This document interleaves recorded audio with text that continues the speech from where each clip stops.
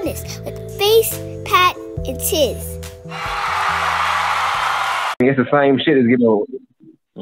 It's the same shit to me as giving Asian roles to any other culture that's not Asian. You feel me? Like it's like fucked up because it's Asian actors out there that can play the part and can speak English and more bilingual than most English people. Because coming from over there, they have to speak more than one language. You feel me? So they more adapt to play that role.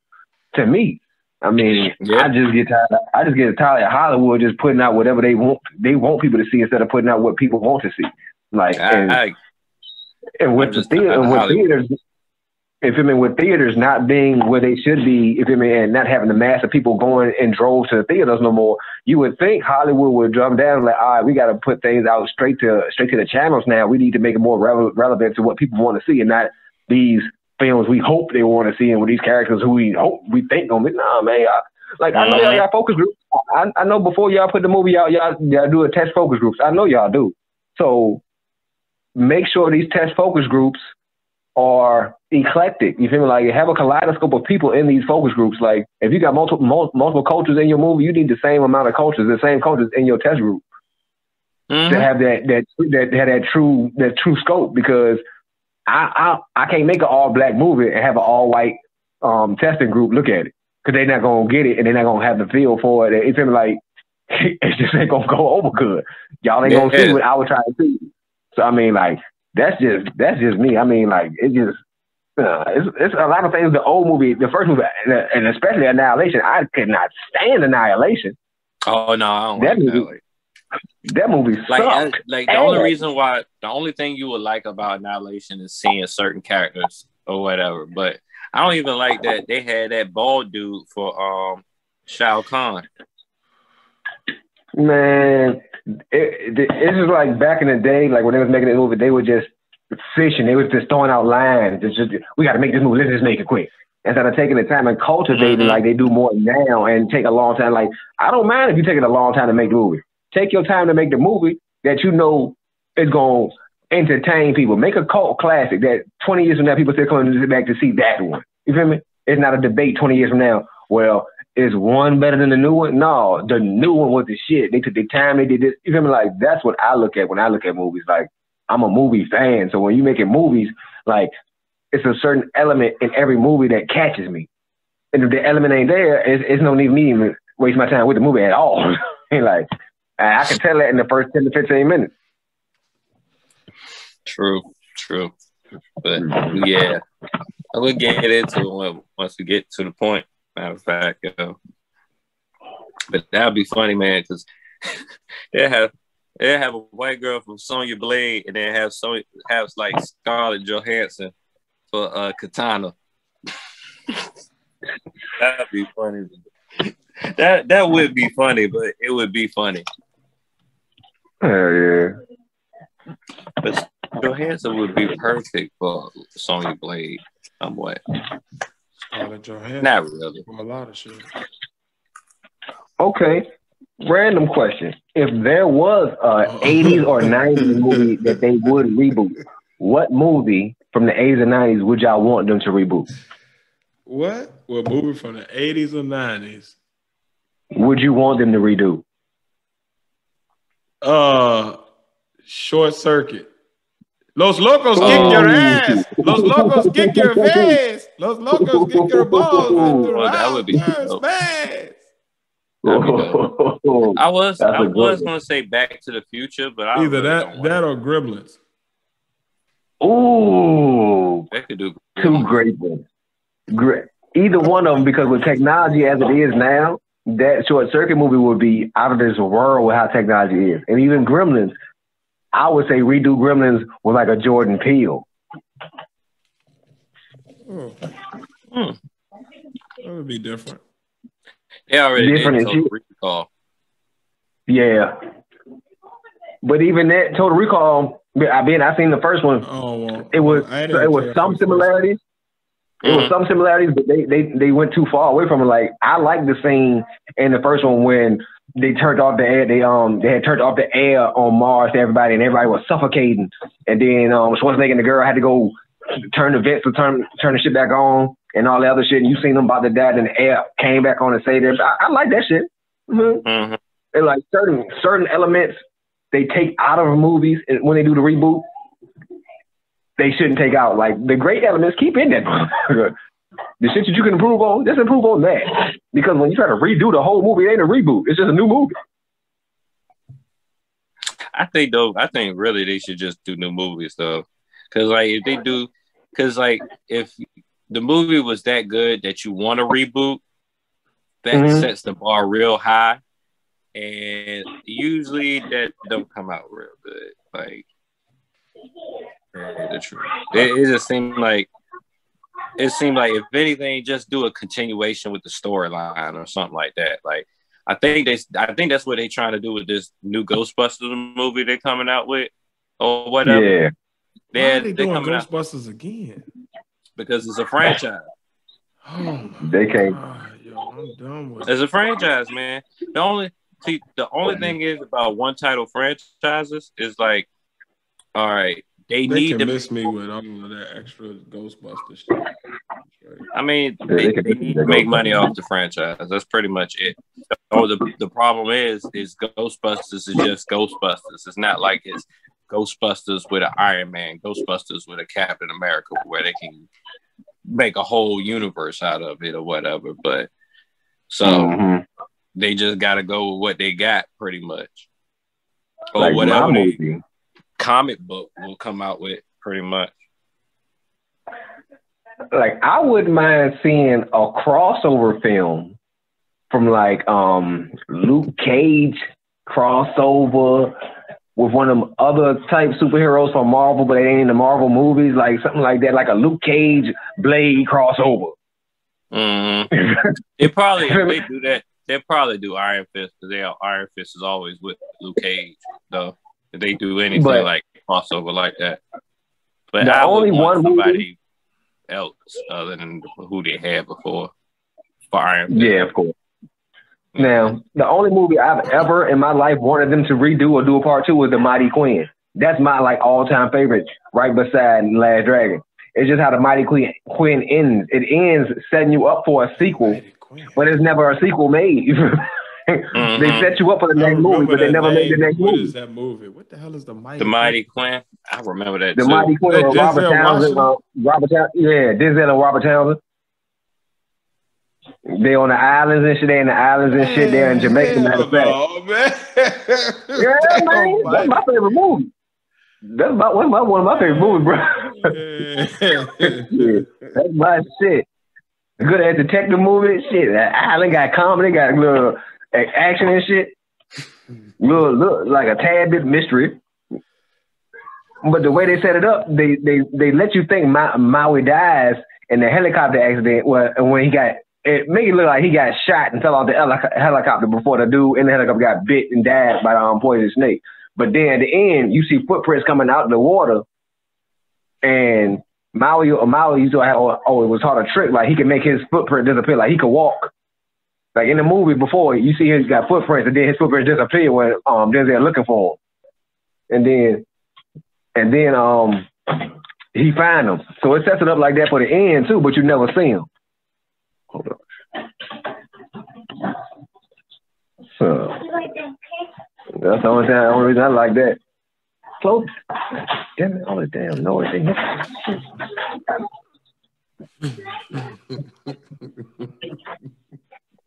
Damn noise. But yeah, I just really fuck with that movie. A lot of people don't fuck with that movie, but shit, you know me, I fuck with the odd ass movies.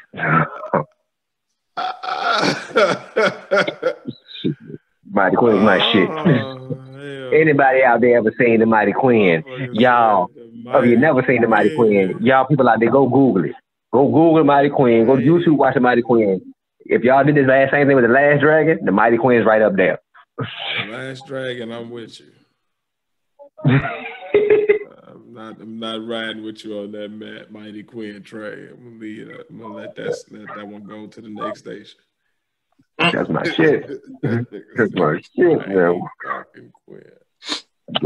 Guess who's coming to dinner? Not to dreadlock. I don't know what is happening. Oh, I'm just letting everybody know, all our listeners know. Once a recording from now, I'm gonna hit y'all with a note or two. I may not can sing, but I'm a damn sure sing to you. I told y'all, man. We're gonna have the Podnas greatest hits. We're gonna have all the little kids started randomly singing. We're gonna have a commercial, and then every time that you see the this random song we make in yellow, we're gonna start playing the audio off of that, like they do in the regular, like they do in them old fashioned CD commercials. You can get all the hits from the 70s. And the name be in yellow, rest of the names be in white. My mouth look big as shit when I did it. That shit look like a fucking... Have y'all seen Them? Them? I haven't seen Them yet. Them. Okay. I haven't seen Them yet. I gotta get somebody to watch that junk. I can't use that reference then. Well, anyway, my mouth look really big right there. Venom? Pause. I didn't like it. Yeah, Venom, sure. I'll take that. That's one thing. Big mouth creatures, man. Pause. There's a lot going on, man. Shit look huge. I don't appreciate that shit. Is Face still there? Yeah, yeah. Let's see the phone on. Okay. G baby. Go ahead now. Go ahead. Yeah, I'm back now. Wait, but I was ready for that. I was like, oh shit. Said it in the same tone with his voice.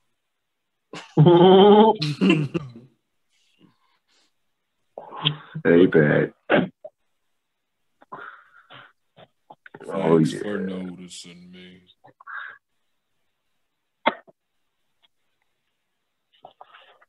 Hold on. Yeah. Do that. And we're gonna do that. And then I'm gonna do that. Y'all in good spaces in your homes? Yeah. I'm good to go. Well, let's go. What's up, guys?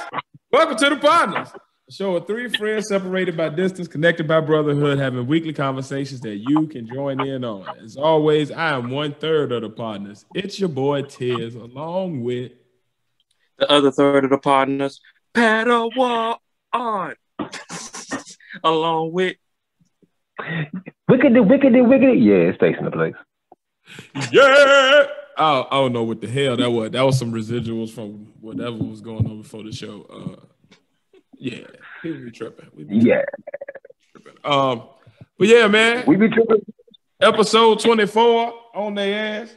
You know what I mean? We out here. We're back another week for y'all. You know? How everybody doing, man? 24s. How's everybody week going, man? Man, I can't complain. I can complain, but it ain't gonna do no good. So I won't. Probably giving me a headache. Shit. Slowing my energy down. Hopefully, I have a car by tomorrow. Well, by tomorrow night, I have a car. Because this no vehicle shit living in this country is horrible. Yeah. I would say after the age of 30, hell no. After the age of 25, not having some type of transportation is some bullshit. For me, unless you live in a city like a New York City or somewhere like the traffic and all that is so bad, you're better off taking public transportation. Like if you live in the average place in America, you need a car. You not having a car after 25, like something wrong. You better have a fucking rental. You better be borrowing somebody's shit for long term. You better have a parent handing you something down, grandparent leaving you something. But you can't. Girlfriend, boyfriend, husband, wife. You better have somebody's shit you can drive because that shit. You better have a ride along, or you can drive down the street or some shit. Even if you like it, go kart, dirt bike, 4-wheel or something. Like even if you're in like a normal metropolitan place or whatever, they may have like Uber and Lyft and stuff like that. But for Face, man. Now see, yeah, you can Uber if you got the bread to do that. I ain't hating on that. But the average person, if you got the money for Uber, then you got the money to save your ass up and get a fucking car. I'll put it like this. I tried to Uber. Stop waiting 3 or 20 minutes to leave. I know that joke was like $100. That shit was $160. That shit was $160. $160 from my job to my house. Oh no, nigga, no. That was one way. Nigga, that's gas. That's gas for a couple weeks to 3 weeks. Shit. 160 is gas for 3.5 weeks. That's stupid. Shit. It's past stupid. And that's one trip. One trip. Not back and forth. That's just getting home or just getting to work. You feel me? Yeah, I'm good. That's what I was saying. Like, Slim. Where you live. Face is stuck like a photograph again. It looks cool. That has nothing to do with nothing, but.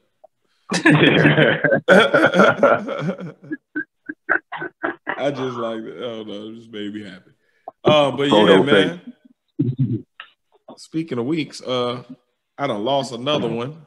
So rest in peace on Karen. Rest in peace. Rest in peace. Yeah, man. Rest in peace. My condolences. So I'm just trying to keep the energy up.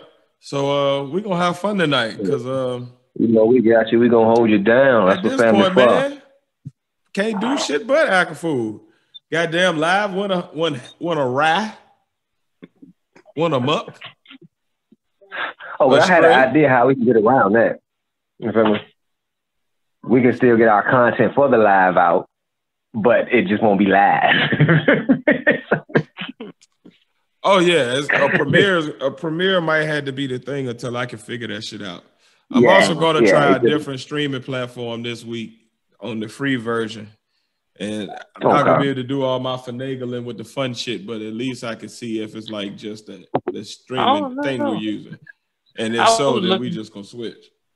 I think StreamYard might have updated their stuff because they were talking about you can actually. I saw an ad where it said you can actually post like commenters up there like we did with Restream. So, and we'll StreamYard been able to do that. It's just at first StreamYard had the weaker connection. You know what I mean? So we weren't using them, but whatever. Okay, that can I redo the intro? I don't really feel like talking about fucking StreamYard and Restream at the beginning of our damn right. I don't think nobody else out there gonna give a damn about what the fuck we use either. I don't even know how I got off into that, but oh man, fuck it. Shit. God, ham sandwich. All right, my bad, guys. Hola, mi amigos. Oh hell. Hola, amigos. That's what my saying. The music get the plan, put it down for my people. Hola. It's the pod, motherfuckers. We try to raise our subscription up so we can go ahead and quit our job, motherfuckers. Go ahead and say that shit. Speak that shit into existence, my nigga. But yeah, man. Damn. What's up, guys? Welcome to the Podnas show with 3 friends separate. Oh shit, that. Oh, hold on. It's just the bud. Virtual CPR. Virtual CPR. Where is the bud? Virtual CPR. Virtual CPR. Here we go.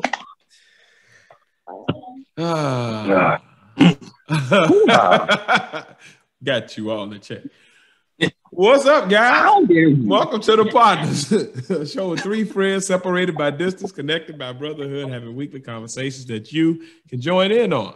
As always, I'm 1/3 of the Podnas. It's your boy Tiz, along with the other third of the Podnas.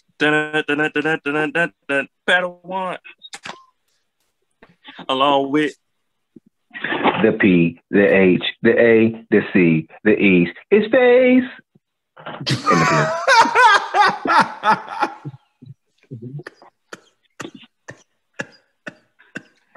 Oh man, all we need now is the and a face in a shiny suit. The C, the H, the A, the C, the E. Wait, we already did the shiny suit thing. Face had me in the shiny suit. I'm freaking done, man. I'm freaking done, bro. I'm freaking done. I'm freaking done. You said you wanted Angie. I got you. Energy. That mofo. Yo, it was the ending. It was the ending, man, that took it over the top. That nigga said the P, the A, the A, the C, the E, his face. His face. Like what? Oh, happy ass ended.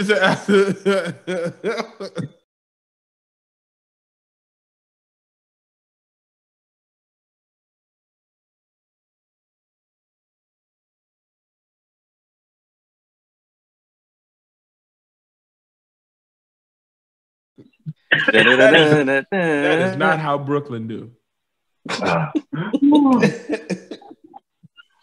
Brooklyn. Shit. But yeah, man. Episode 24. We here, as you can see, we coming with some simple shit. Money yeah, man. 24. It's been a difficult week on us. We've all had some type of a setback in the week, but it hasn't stopped us. We are still here, triumphant, and ready to talk shit and kick shit and just hang around and shoot the breeze and have another conversation. So, as always, man, let's get off into it, guys.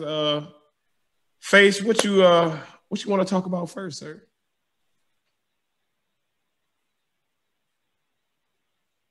All right. I'm going to redo this intro. Take connections. Take 4. We're just going to restart one more time. So yeah, it's all good. We're going to get it started. It's okay. It's okay. We still earlier than we normally are. Indeed. Like, hey, man, God has a reason for the season. He always knows, and he put us on here early for a reason. He knew what was about to happen. It was going to be one of them nights. Usually that be the best shows, though, because shit just, Oh, yeah, today's going to be what fuck it did. Whatever happened. Today's going to be one of those shows. Yeah, man, it is. So with that being said, what's up, guys? Welcome to the Podnas, a show with 3 friends separated by distance, connected by brotherhood, having weekly conversations that you can join in on. As always, I am 1/3 of the Podnas, your boy Tears, along with the other third of the Podnas for the 3rd time, the Padawan. And Yeah. It's the P, the H, the A, the C, the E. It's Face. And he is coming to us live from inside of a dryer. I don't know what the hell is happening. I don't know either, but I'm here though. That shit is rattling. I'm in this motherfucker. Is the surface that your mic is on, is it being hit by anything? It might have been hit by the newest edition. Okay. Because I was like, it's like a rhythmic thing too. I was like, this nigga inside of a dryer with some change in the pocket. You in there dancing with the dog. No, this nigga with his damn dances with bulls.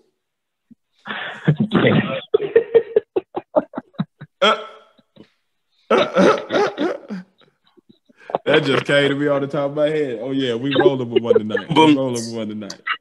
I got dad jokes for days. Damn it, I can go. It's gonna be one of them. But yeah, man, it's been one of them weeks. Whether y'all know it or not, my people on Patreon and Buy Me a Coffee, y'all gonna enjoy it because we've started this show a good 3 or 4 times. So, hey, finally, y'all, we finally here. We made it. Episode 24, like I said. My heroes 20. It's been an interesting week for us, so we are definitely ready to just talk some shit. And yeah, man, let's get this conversation started. Face, what you got up first, man? Oh, yeah. So, those of you who watch or know me or just hear about what I do, y'all know I smoke marijuana, and I smoke marijuana a lot. And being me residing here in the Commonwealth of Virginia, it's always been something weighing heavy on me because I can't do it like I want to. Recreational, it's coming soon. They have passed it July 1st of this year. Woo-ha! Gotcha. Marijuana will be decriminalized. Now, with this coming into play, it poses a lot of questions because for so long our society, or how can I say, our culture as far as colored people, and when I say that, many people don't know what I mean by colored people. I'm not only talking about black people, I'm talking about black and brown people or minorities, but I don't like to call us minorities. So people of color, we faced a lot of different extreme laws on some minor things like possession of marijuana, distribution of marijuana. And as we all know, marijuana is not should not be considered a harsh drug. If they're making it legal, they see that it's not a harsh drug. For so long, it was dictated as or said to be a gateway drug when we know that's not it. Look at alcohol. How many deaths a year does alcohol cause? I've never heard of a marijuana cause death. Now, with this bill being passed, like I said, it opens up a lot of questions and a lot of avenues. First question, is this bill going to do any good as far as, how can I say it, the disparaging amount of blacks arrested for nonviolent offenses?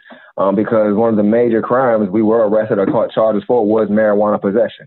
So we have people facing more years than rapists off marijuana, large quantities of marijuana, stuff like that. Stuff like that pissed me off because it's just bud. It ain't hurting nobody. We ain't hurting nobody. Me personally, everyone knows I like to be an open book on here. I caught a charge back in the day, almost 20 years ago. Damn, made me feel old, but yeah, almost 20 years ago, I caught a marijuana possession charge. And just with that little misdemeanor I had, because it wasn't on no felony account, it was a little misdemeanor of what I had, but it was still it still got in the way of certain things I wanted to do. You feel me? Like to have to put that on as far as possession. Anytime I got pulled over before it got expunged, that would always pop up. So they would always run the dogs on my car. It's just little other stuff I shouldn't have had to go through because I had some marijuana. Ain't like I had no coke, no crack, no heroin, I ain't had nothing. I ain't had no drug. I had a plant that naturally grows that somebody picked and gave to me. I don't see how it was a problem. Now, me personally, the benefits of this becoming legal, it just gives more room for people not to have to sneak around and commit crimes to try to find marijuana or buy marijuana, being it's a crime. It opens up more avenues. It's going to open up more dispensaries in our area. Because right now, I think we have like probably 3 in Virginia, like 3 major ones. But that'll open up more avenues, which will mean more employment, which means more tax revenue, which in turn just means more money all around coming in circulation. But the downfalls of this, there are also downfalls because with every positive, there's always some downfalls. So the first thing I'm saying is a downfall is going to be, how to phrase it, the opportunities given to those of color. Because me personally I feel like we were persecuted more because of that. Now that it's illegal, now that it is legal, we should benefit first from it. We should get the small business loans first. We should do stuff like that. And people, especially people who are being released from jail, being this has become illegal, I feel they should be able to benefit off of it. But as we all know, it's going to be big business that benefits off of it first. And I don't feel that is right. I feel like the big businesses should have to go through a different type of process, a longer type process, rather than the small businesses. I feel like in this venture, small businesses should capitalize and be able to capitalize more than big businesses.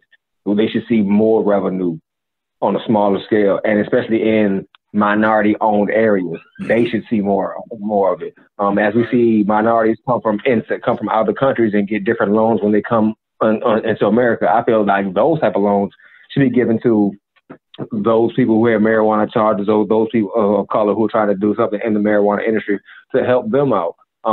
Just to put somebody up there, name dropping Urkel. I forgot his real name. But yeah, Jaleel White. He just opened up his He had 710 marijuana labs now with the purple Urkel, and what he's doing with it is just on a different level. I love to see black businesses, black entrepreneurs, especially with the cash crop that I knew was going to become a cash crop a long time ago. Now, to open up the floor to y'all just on different things about this, how do y'all think the community, as far as our community, will benefit or not benefit?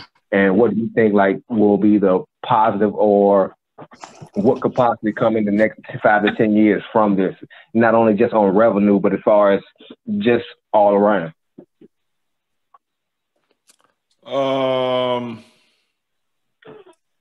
The direction Virginia is going is more of a liberal one, so I see it being a good thing as far as giving some leeway to folks to be able to definitely find a new way to generate revenue and, maybe get small businesses started. Virginia definitely has the land and the right type of area to, grow several different types of things. So for farmers, I feel like that'll be good. It's a good alternative, especially if they're a struggling farm, which there are a lot of, especially of the African-American race, especially if you look at rural areas like Emporia and shit like that. You got a lot of farmers that are struggling. So if you're giving them the option where they can now grow that and legally sell it to dispensaries and get that flip on like that, I think that's a great thing.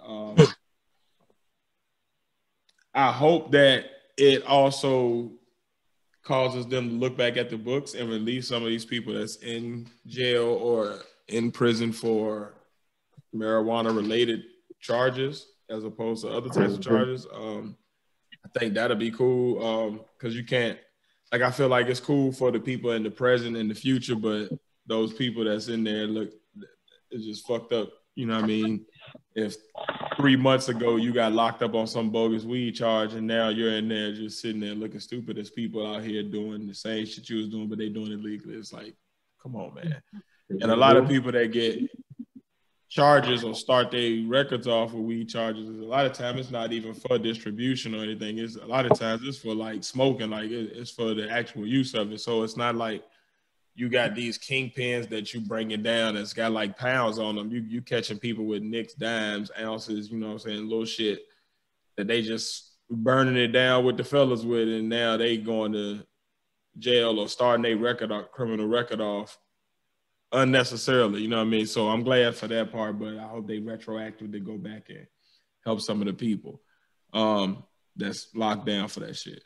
As far as the next 5 to 10 years, I see it definitely being an economic boom for Virginia, which is good. You know what I mean? I'm always going to be rooting for the hometown to get more bread because hopefully the hope is that more, BIPOC people get the love from that, since that's who kind of made Virginia.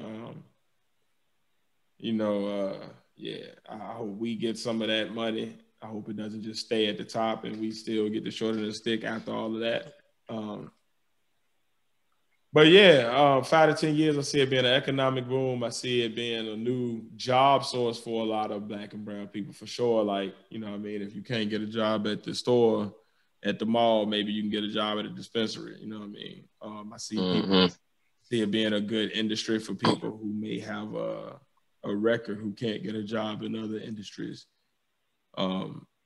Maybe even working, some of them got security. You can have security guards. You can have people, that might have got some charges that's keeping them from getting a job at other places. Come on in here, we give you a shot. So I see it being one of those type of things if they use it right. And I see it being a good thing overall. What about you, I think Virginia's going to go right into it because it used to be Virginia has a history of actually growing marijuana before it was actually illegal. There used to be plants out here. It used to be like it used to be a crop out here anyway. Like you had to grow that along with other crops or whatever to have like a farming, like land or a farming license in the first place. Big help. So, and they already got dispensaries out here. Like I have, there's one in the ocean front I saw, and I thought it was just, they just got the area or whatever, just because at the time it was closed. So I thought he just like went ahead and built it up there. It wasn't even open yet. Then I went back there like the next week, and the dispensary is open. Like it's like two that I've seen in Virginia Beach so far, and it's a couple of them that I've seen popping up lately or whatever. So, and this is before July 1st. So yeah, I think it's the only thing I feel like it's going to be a weird stipulation is that if you have your med card or whatever, you can't own a gun. That's the only thing. So I think that's like one thing that's going to be probably a fight in the future or whatever to get that out of the way. And it probably about like in the next 10 years or whatever. Like if what I'm doing legal, then how come this person that's drinking or smoking cigarettes or doing whatever else, why can't I have a gun too if it's legal? Exactly. Yeah. Like you gotta, the argument. I rock with the argument. As long as it's illegal. But once you change the law, then you gotta respect it as any other substance that's being sold to adults. Like alcohol. Exactly. Just like what Faye says, alcohol kills people in multiple different ways, not just drinking it. Indeed. And also that includes guns. Like it doesn't make sense that, okay, you can get a med card, but you can't get a gun when this guy can go right up the street with his gun off to the side of his person, go in a bar, get a drink with his gun still off to the side of his person, and then drive off with his gun. So it just doesn't make any sense. I'm in the South, baby. Beer and guns go hand in hand. You feel me? Yeah. So I mean, if beer and guns go hand in hand, and alcohol leads to a high rate of DUIs, speeding, violent acts, marijuana don't lead to none of that. None of that. Because I don't know nobody who smokes a lot of marijuana who wants to go get into any drama, who wants to drive fast, or do none of that. Matter of fact, we drive slower than most. So, because we're watching out for the police. We don't want no ticket. So, I don't see why. You feel me? Like, those people who have their medical card for a reason. You feel me? They're either dealing with severe pains or other issues that other medication is just going to exacerbate the issue. So them not having a firearm is what? They can't protect their homes now because they smoke marijuana. You're still trying to subjugate the substance. If you want to make it legal, bring it full legal. It is a cash crop, just like apples and oranges. You feel me? It grows naturally, just like apples and oranges. Alcohol is not a natural substance. It is not. Man, look you at can Colorado. You feel me? You can drive around and find wild weed growing. I can never drive around and find wild alcohol anywhere. Unless somebody that makes a moonshine. You can see wheat fields that may have. And that ain't wild. That's just made by some wild white people. I'm sorry. Exactly. That was just extreme, but So yeah, you're right. You may see wheat fields, but in order to get that alcohol substance, you got to do something with that wheat. You know? You see marijuana, I ain't got to do nothing but just pick that. So I mean, don't continue to try to don't continue to try to damn a substance because you don't like it. It has more health benefits than most things you can be eating and putting on the market.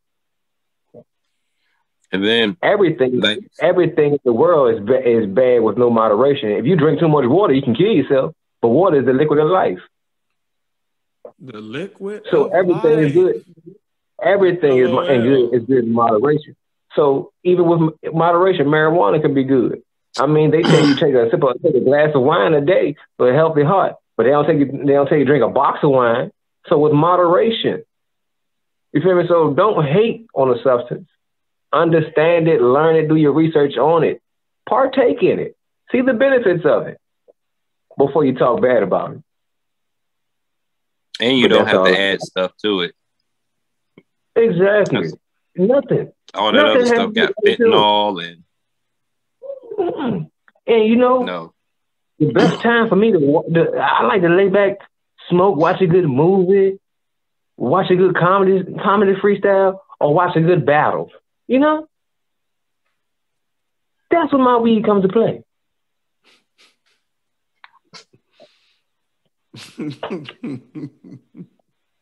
I like to, smoke, then do stuff that I have to do during the day.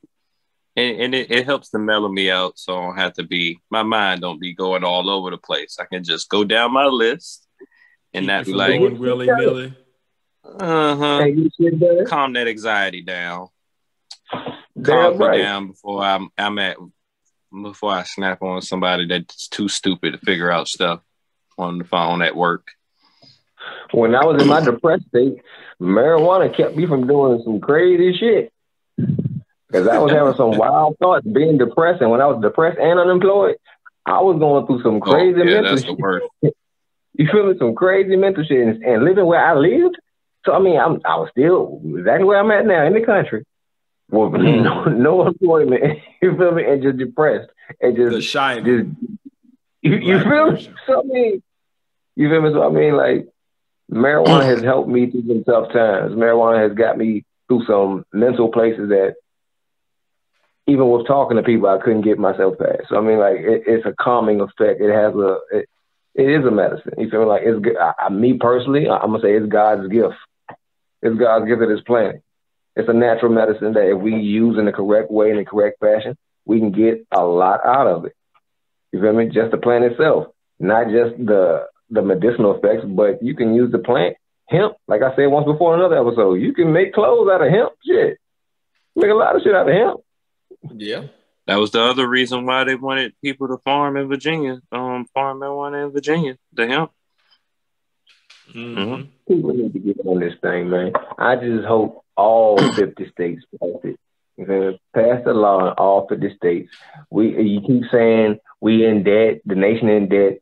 Well, if you got something that's going to increase your tax revenue tenfold, I do that because that money gonna come. Because more people smoke than you think smoke. People that you never think would smoke. You just don't know it because they got to keep it on the low. It's going to be a crazy place. Lot of big chiefing going to be going on the streets. Mm-hmm. Oh, yeah. Yes, sir. Probably calm down a lot of fights, a lot of battles. Chiefing. Yeah. A lot less drama. Would be a lot less drama. But I tell you a place where it's not a lot of less drama.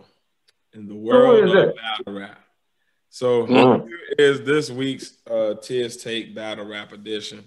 My takes from last week, some of them were wrong. So, y'all can beat me up in the comments. But I got some new predictions for y'all this week too. So, let's see if I can get them right this time. My bracket is officially busted. So there goes that little money I thought I was going to win. Oh, shit.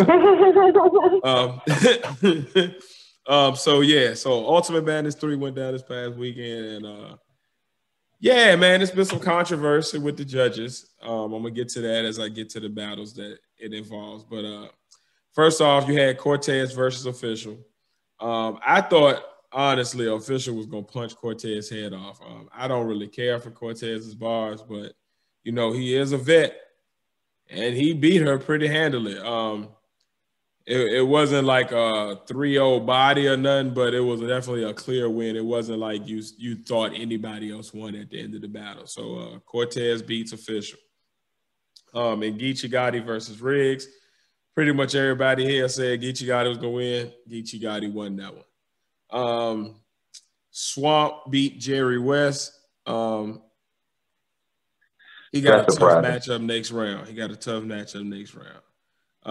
That's surprising. You got Rum Nitty beating Serious Jones. Hold on, no. Jack Boy beat T-Top. That was the first controversial one. Yeah, Jack Boy beat T-Top. Now, it was controversial more because Jack Boy won, not because it was like some real judge fuckery. Like, it was debatable either way, but the judges gave it to Jack Boy, and I'll be honest, this was probably the best Jack Boy main I've ever seen. Like, he rapped his heart out. Like, you could tell he really wanted that money, and he was glad to be back. So, like, I respect what he did. He came into the face-off. He didn't say anything. He was completely silent pretty much the whole face-off.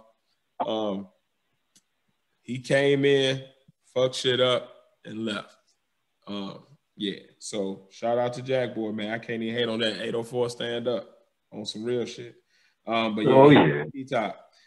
So that was when you knew that anything could happen, right? So then the next battle, you had Rum Nitty and Serious Jones. Don't tell me Serious won that. No, Rum Nitty won. But I will be honest. On the first watch, I gave it to Serious Jones. So, yeah, so that's kind of where the fuckery started. It was a really close battle, but the judges kind of had some discrepancy where they were saying that one of the judges didn't give it to Serious because he said he ain't like the facial expression Serious Jones was making or something weird. So it was like already the judges weren't really meant to be there. So the judges was this dude named Minnesota Luke, who used to do battle rap blogs like maybe 5 years ago, but we ain't heard from him since. Then you had Phil. Go ahead. Did you just I might have missed it or misunderstood what you said. No. But correct me if I'm wrong. Right Did on. you just say he didn't like his facial expression? Yes, that was why he said that Serious Jones lost. He didn't like Serious Jones. Okay. I'm gonna interject again. Okay. Was this judge a male? Indeed, it was. Okay. I'm gonna interject again. A prominent battle rap blogger, actually. Now, I don't know this person, and you could tell this because I'm asking all these questions. Now, from my personal experience in dealing with people, the only people I've ever known to dislike something based on someone's facial expression has been those with a lot of estrogen.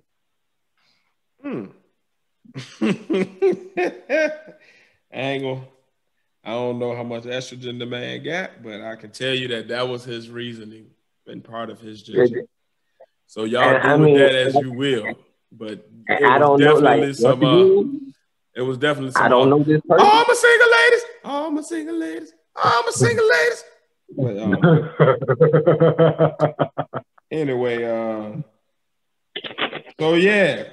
So Rum Nitty beat Serious Jones, but it was some fuckery with the judges a little bit. It was debatable. I will say this. Rum Nitty was good, so if you gave it to Rum Nitty, I personally don't have a big deal about it, but a lot of people were saying like they thought Serious should have won, and the judges didn't give it to him. So, yeah. The next battle, Drugs beat Yoshi G. I was saying Drugs, he's like missing. He's actually a dope MC. He's just missing something when it comes to star power. But he definitely did something new this battle where he kind of was a little bit more, I don't want to say angle-based, but he had a lot more substance to his bars instead of just haymakers for the sake of haymakers. It was more like he structured it a little bit better. So he definitely did a really good job against her. Shout out to Drugs. He beat her. Prep beat Swave Sever. Now, this was another one where it was kind of wonky, right? If I'm not mistaken, this one went to the fan vote. Now, Swave Sever is saying that they shouldn't have had a fan vote. They should have just had a fifth judge. He was also saying that the judges that they picked they should have had people that is more current, because like they might not get some of the references that they spitting because they're not in tune with what's going on the week to week that culture. Exactly. Yeah, I will say this. I had Swave 7 beating Prep. So I was definitely with the conspiracy theorists out there. I thought that these people won. However, I will say, I think really what's happening is it's more of a case of it really is just a close battle that can go either way. You can debate it either way depending on what your preference is and how you specifically individually judge a battle. But I think it was close battles, and the judges themselves were so wonky. Like they picked fucked up judges. Like Tony, it was a dude. It's a dude, Tony, bro. He did a good job. The dude that said something about Serious Jones' facial expressions. Overall, he did do a bad job. That was a fucked up judgment there, but overall, he didn't do a bad job. But really, what should have happened is they should have got some experienced people, some of the more prominent names as far as vloggers that do that, that's been doing it for a while. Like, get in a Vada Fly and a Showtime SP, get in a Jay Black, you already got him there on the set. Get in a D.I. the Hidden Man, get in a Angry Fan, get in some of these bigger people, Three Letter Man, some of these people that are like prominent in the culture. Get in somebody from you know what I'm saying, get in a Ben Swayze, damn it, get in a Big Low, you know what I'm saying, get in some of these people that are like prominent in the game that's what they do. They talk battle rap kind of for a living, you know what I mean? Like as a major part of what they do every week. So like I think that would have been better because they get all of the references. They are used to being analytical on the different nuances of a bully versus a puncher versus a scheme. You know what I mean? Like they understand the technical aspects of it as well as the day-to-day. Oh, I get why he's saying that about him because this happened last week on Twitter and this was posted on Instagram. You know what I mean? Like, so I think he got a point there. I think that definitely should be something that's taken into consideration. But yeah, man. And this was the biggest disappointment of the night, champs. This was the number one disappointment of the night. Casey J beat New Jersey Twerk because New Jersey Twerk choked all 3 rounds. Man. Oh, man. As a dude that already had the stigma on him as a choker. Pause. I'm betting money on that nigga Twerk. Because I was winning every time. He choked all 3. Like usually he'll give you a hot 2 and then go out in the 3rd, or he'll give you a fucked up first and then he'll give you a good 2nd and 3rd. But like, I mean, every round Jersey. Oh man. Don't they get penalized now for choking and shit? I mean, not really penalized. I mean, a lot of people in the culture frown upon it and say that you lose the round if you choke. I tend to lean toward that type of sentiment, or at least you get penalized way heavier than most things in that somebody else would. But it's not like an official penalty, really, because he keeps getting booked. Like, I think it's you sell tickets. If you get views, they're gonna put you on. That's what it is, man. Like, I don't think it should be like that. It should be because you not just because of the momentum you bring. It should be because of your skill set. You should be getting paid because of your skill set, not just because you got hype behind you. Like, how fair is that? It's like. That's not, then again, life ain't fair. So, shit. But business, and at least business, how you get paid in an industry that's built on the culture, you feel me? You should want to get paid based on your skill set. If you working hard and you remembering your shit and you out there, you performing and you doing everything you need to do and your lines hitting and your bars flowing and the crowd reacting and you engage with them, you should get paid for that. You feel me? Like, especially if you have a following. Now, if you have a following and you ain't performing, you shouldn't see the break like that. You feel me? Like, they may sign a contract with you, but in that contract, it should state that if you choke, you're going to lose this each time you choke. So, okay, we're going to pay you $15,000, but you choked 3 times. Each choke was $2,000. you lost $6,000. So your 15, here you just 9. I mean, and see, that's the thing. It should, but that's the thing. It's not. At this point, exactly. like it's just accepted. So that's the problem. It ain't even really like nothing I can really say or like complain about because it's like it's so rampant in battle rap period where people would just choke and then you will see them literally get a better battle than the one they were just in with a bigger name and a bigger marquee like card, and you just choke. So it's like at this point, it's like once you get to a certain level, like a New Jersey Turk is, where he's like in that top tier level, you know the next card when they need that star power, they calling you.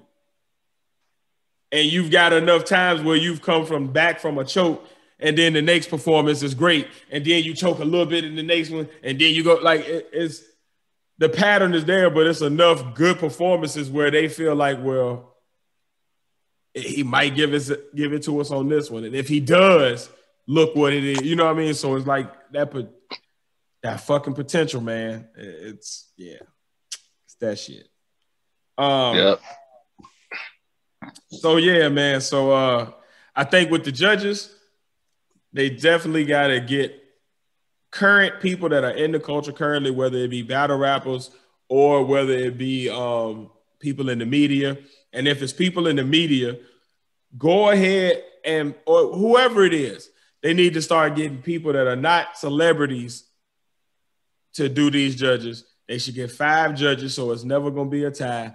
And they should get people that are current and then pay these people. So that way they don't have the incentive to also be filling out a bracket where then when it comes to the votes, they trying to, oh, well, shit, if I say this person won, then he going to fuck up my bracket. Let me go ahead with this other person. You know what I mean? Or some shit like that. So, like, I think, like, it need to be, like, just a better process with the judges.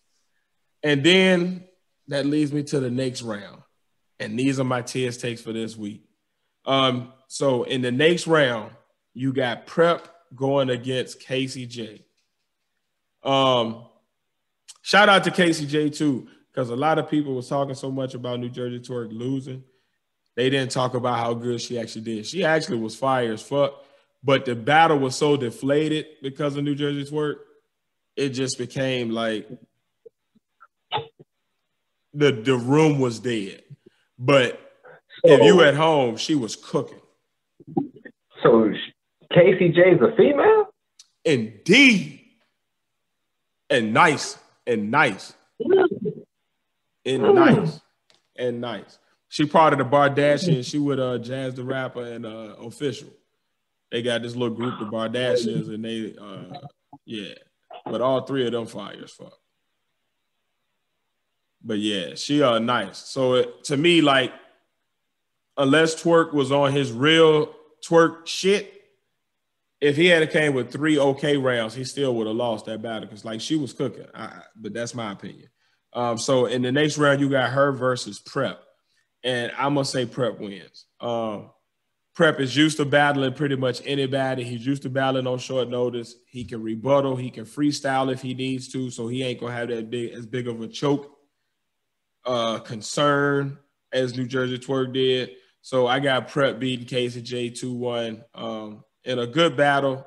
But, yeah, I definitely got Prep winning that battle. Yeah. In the next battle, you got Geechee Gotti versus Swamp. I'm definitely going to say Geechee Gotti wins, but I got this being the battle of this round, like as far as the best overall back and forth and just going at each other, like, because they was just in the 2-on-2 together, so they already got like a rapport and a chemistry, but they from 2 different coasts. You know, Geechee Gotti got the gangster shit with him, but Swamp good for talking to a nigga too. They both kind of got just good cadences, so like they really rap. So it should be a good battle. I got that one being just a back and forth, but I got Geechee Gotti ending up winning 2-1. I think his freestyle ability gives him the edge on, like, if it gets close. he can rebuttal something a little quicker or have a heavier haymaker off of some bullshit that he come with on the spot, as opposed to Swamp, who is more spitting his writtens. You know what I mean? So Geechee Gotti beating Swamp 2-1. Cortez, I got him actually 3-0 at Jack Boy Maine. I don't believe the fluke. I believe that, like, you got to show me consistency, and I go by people's consistent behavior. I haven't seen consistent Jack Boy Maine that's just killing shit in a minute. And I've seen Cortez be consistent over a long period of time. He's lost battles, but it hasn't necessarily been because he's been horrible or anything. It's just been the other person's been better. So, like, on 2 weeks' notice, that's all you got, or 2 weeks' notice, and then you right back into the next battle. I feel like Cortez is going to beat Jack Boy Maine 2-1, possibly 3-0. I got that being the body of the week. And then you got, lastly, Rum Nitty and Drugs in a rematch. They just battled like maybe a month and a half ago on another card, and they're battling again now in this tournament. And Rum Nitty smoked Drugs' boots. And the funny part was Drugs was really, really good. It's just Rum Nitty left Earth. So if Rum Nitty does that again, whew, it's going to be a problem. But if he do this, go ahead. Do you think within that conspiracy that might be the reason why they gave it to Rum Nitty? A rematch? I don't know. I don't see why they would, just because, like, it's not like an anticipated matchup after the first one. Like, if they had a killer back and forth where it was like it was hard to be settled, or some controversy went down and stopped it, where they didn't get to finish it, maybe. But, like, this wasn't anticipated like that going into the first battle. So I doubt that they were like, oh, let's connive to get this back again, because for what? You know what I mean? So, like, it's more one of them things that just happen like that, but it does give Drugs a chance and a strong motivation to redeem himself in this battle. So it should be a good battle, but I got Rum Nitty beat Drugs 2-1. So those are Tiz's battle rap takes of the week. Tell me in the comments if you agree, disagree. What do you think about the judges? Do y'all think that the judges should be different? I don't know. But yeah. Yeah, man.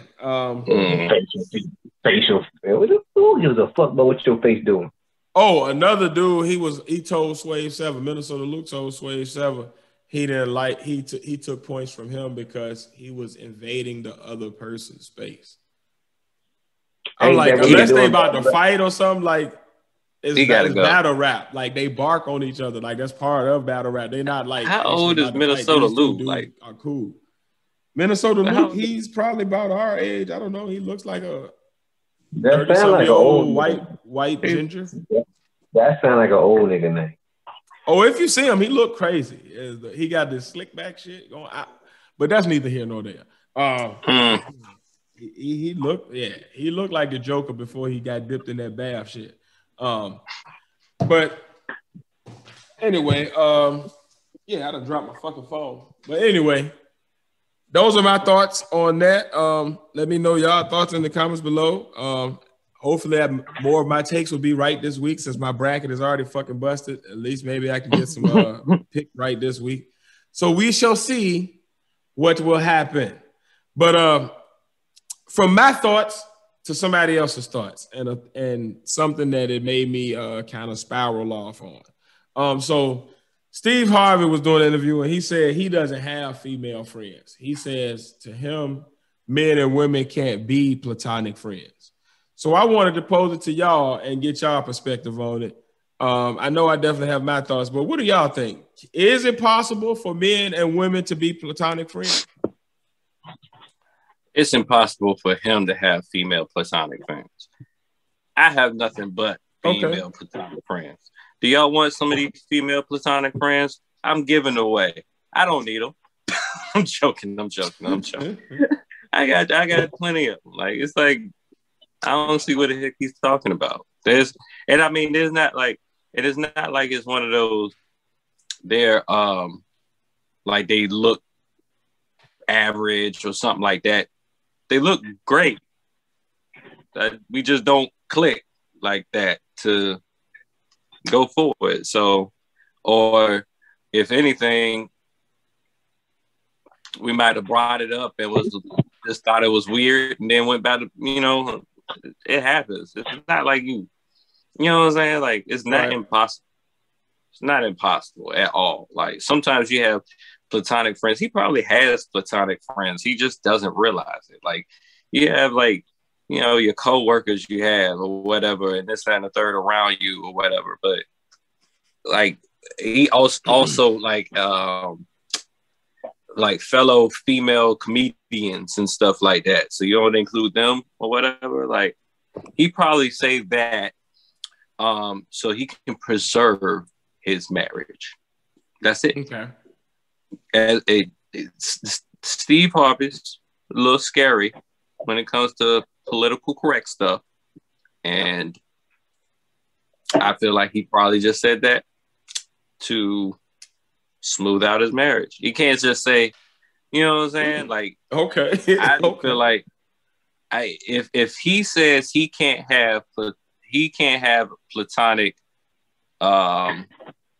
friends at all, it's because he feels like he couldn't have a platonic friend and bring him around his wife. Okay. Because either the wife looks at it like, why you got a female friend? You know what I'm saying? She's not open to stuff like that in general. The wife don't trust you around other women or whatever.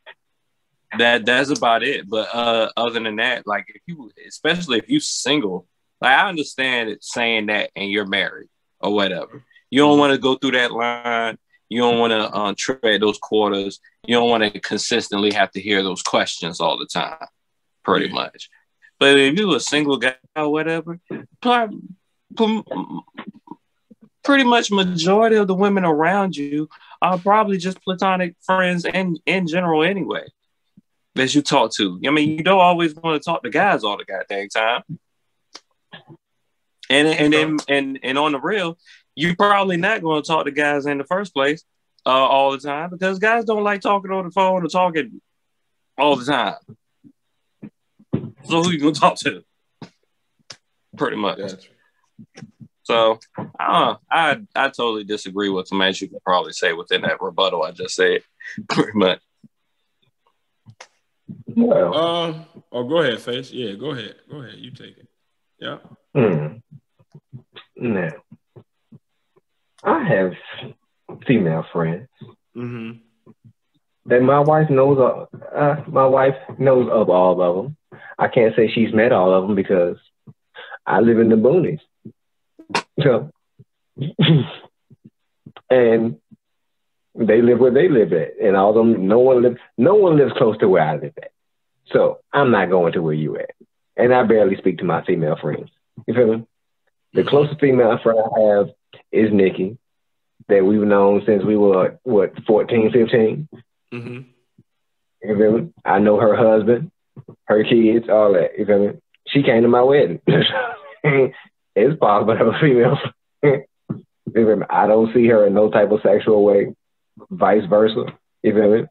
Not at all. Totally comfortable around her. Vice versa.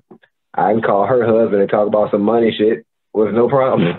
You remember? Like, so as far as Steve Harvey, I agree a little with Pat as far as trying to conserve his marriage.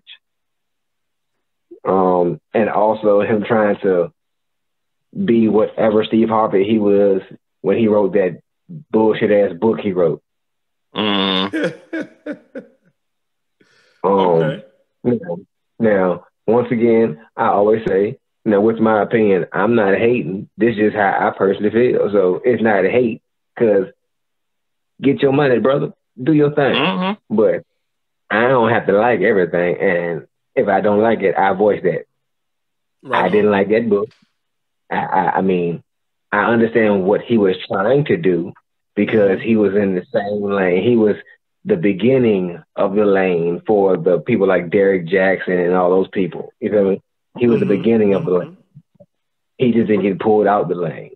So the people who came behind, you feel me? Like the people who came behind him, you feel me? They took his foot. They followed that path, but they tried to deviate off that path he laid, and then they got pulled off the path because of their dumbass mistakes.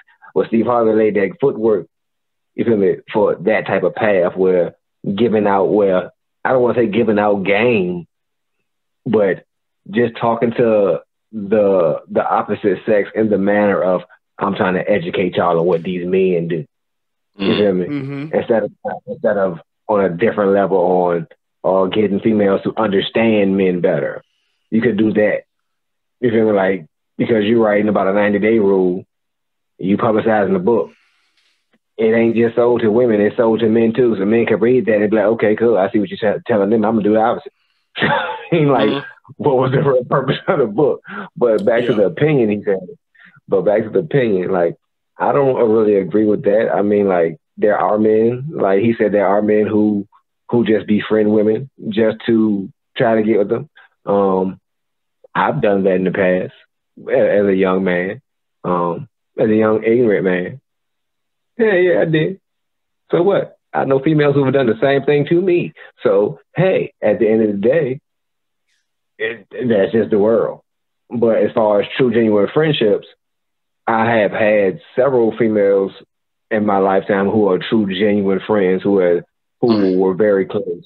You feel me? Like, who I could confide in or call for advice in a female situation. Or if I had a girlfriend, I can call that female and be like, hey, man, this what we going through.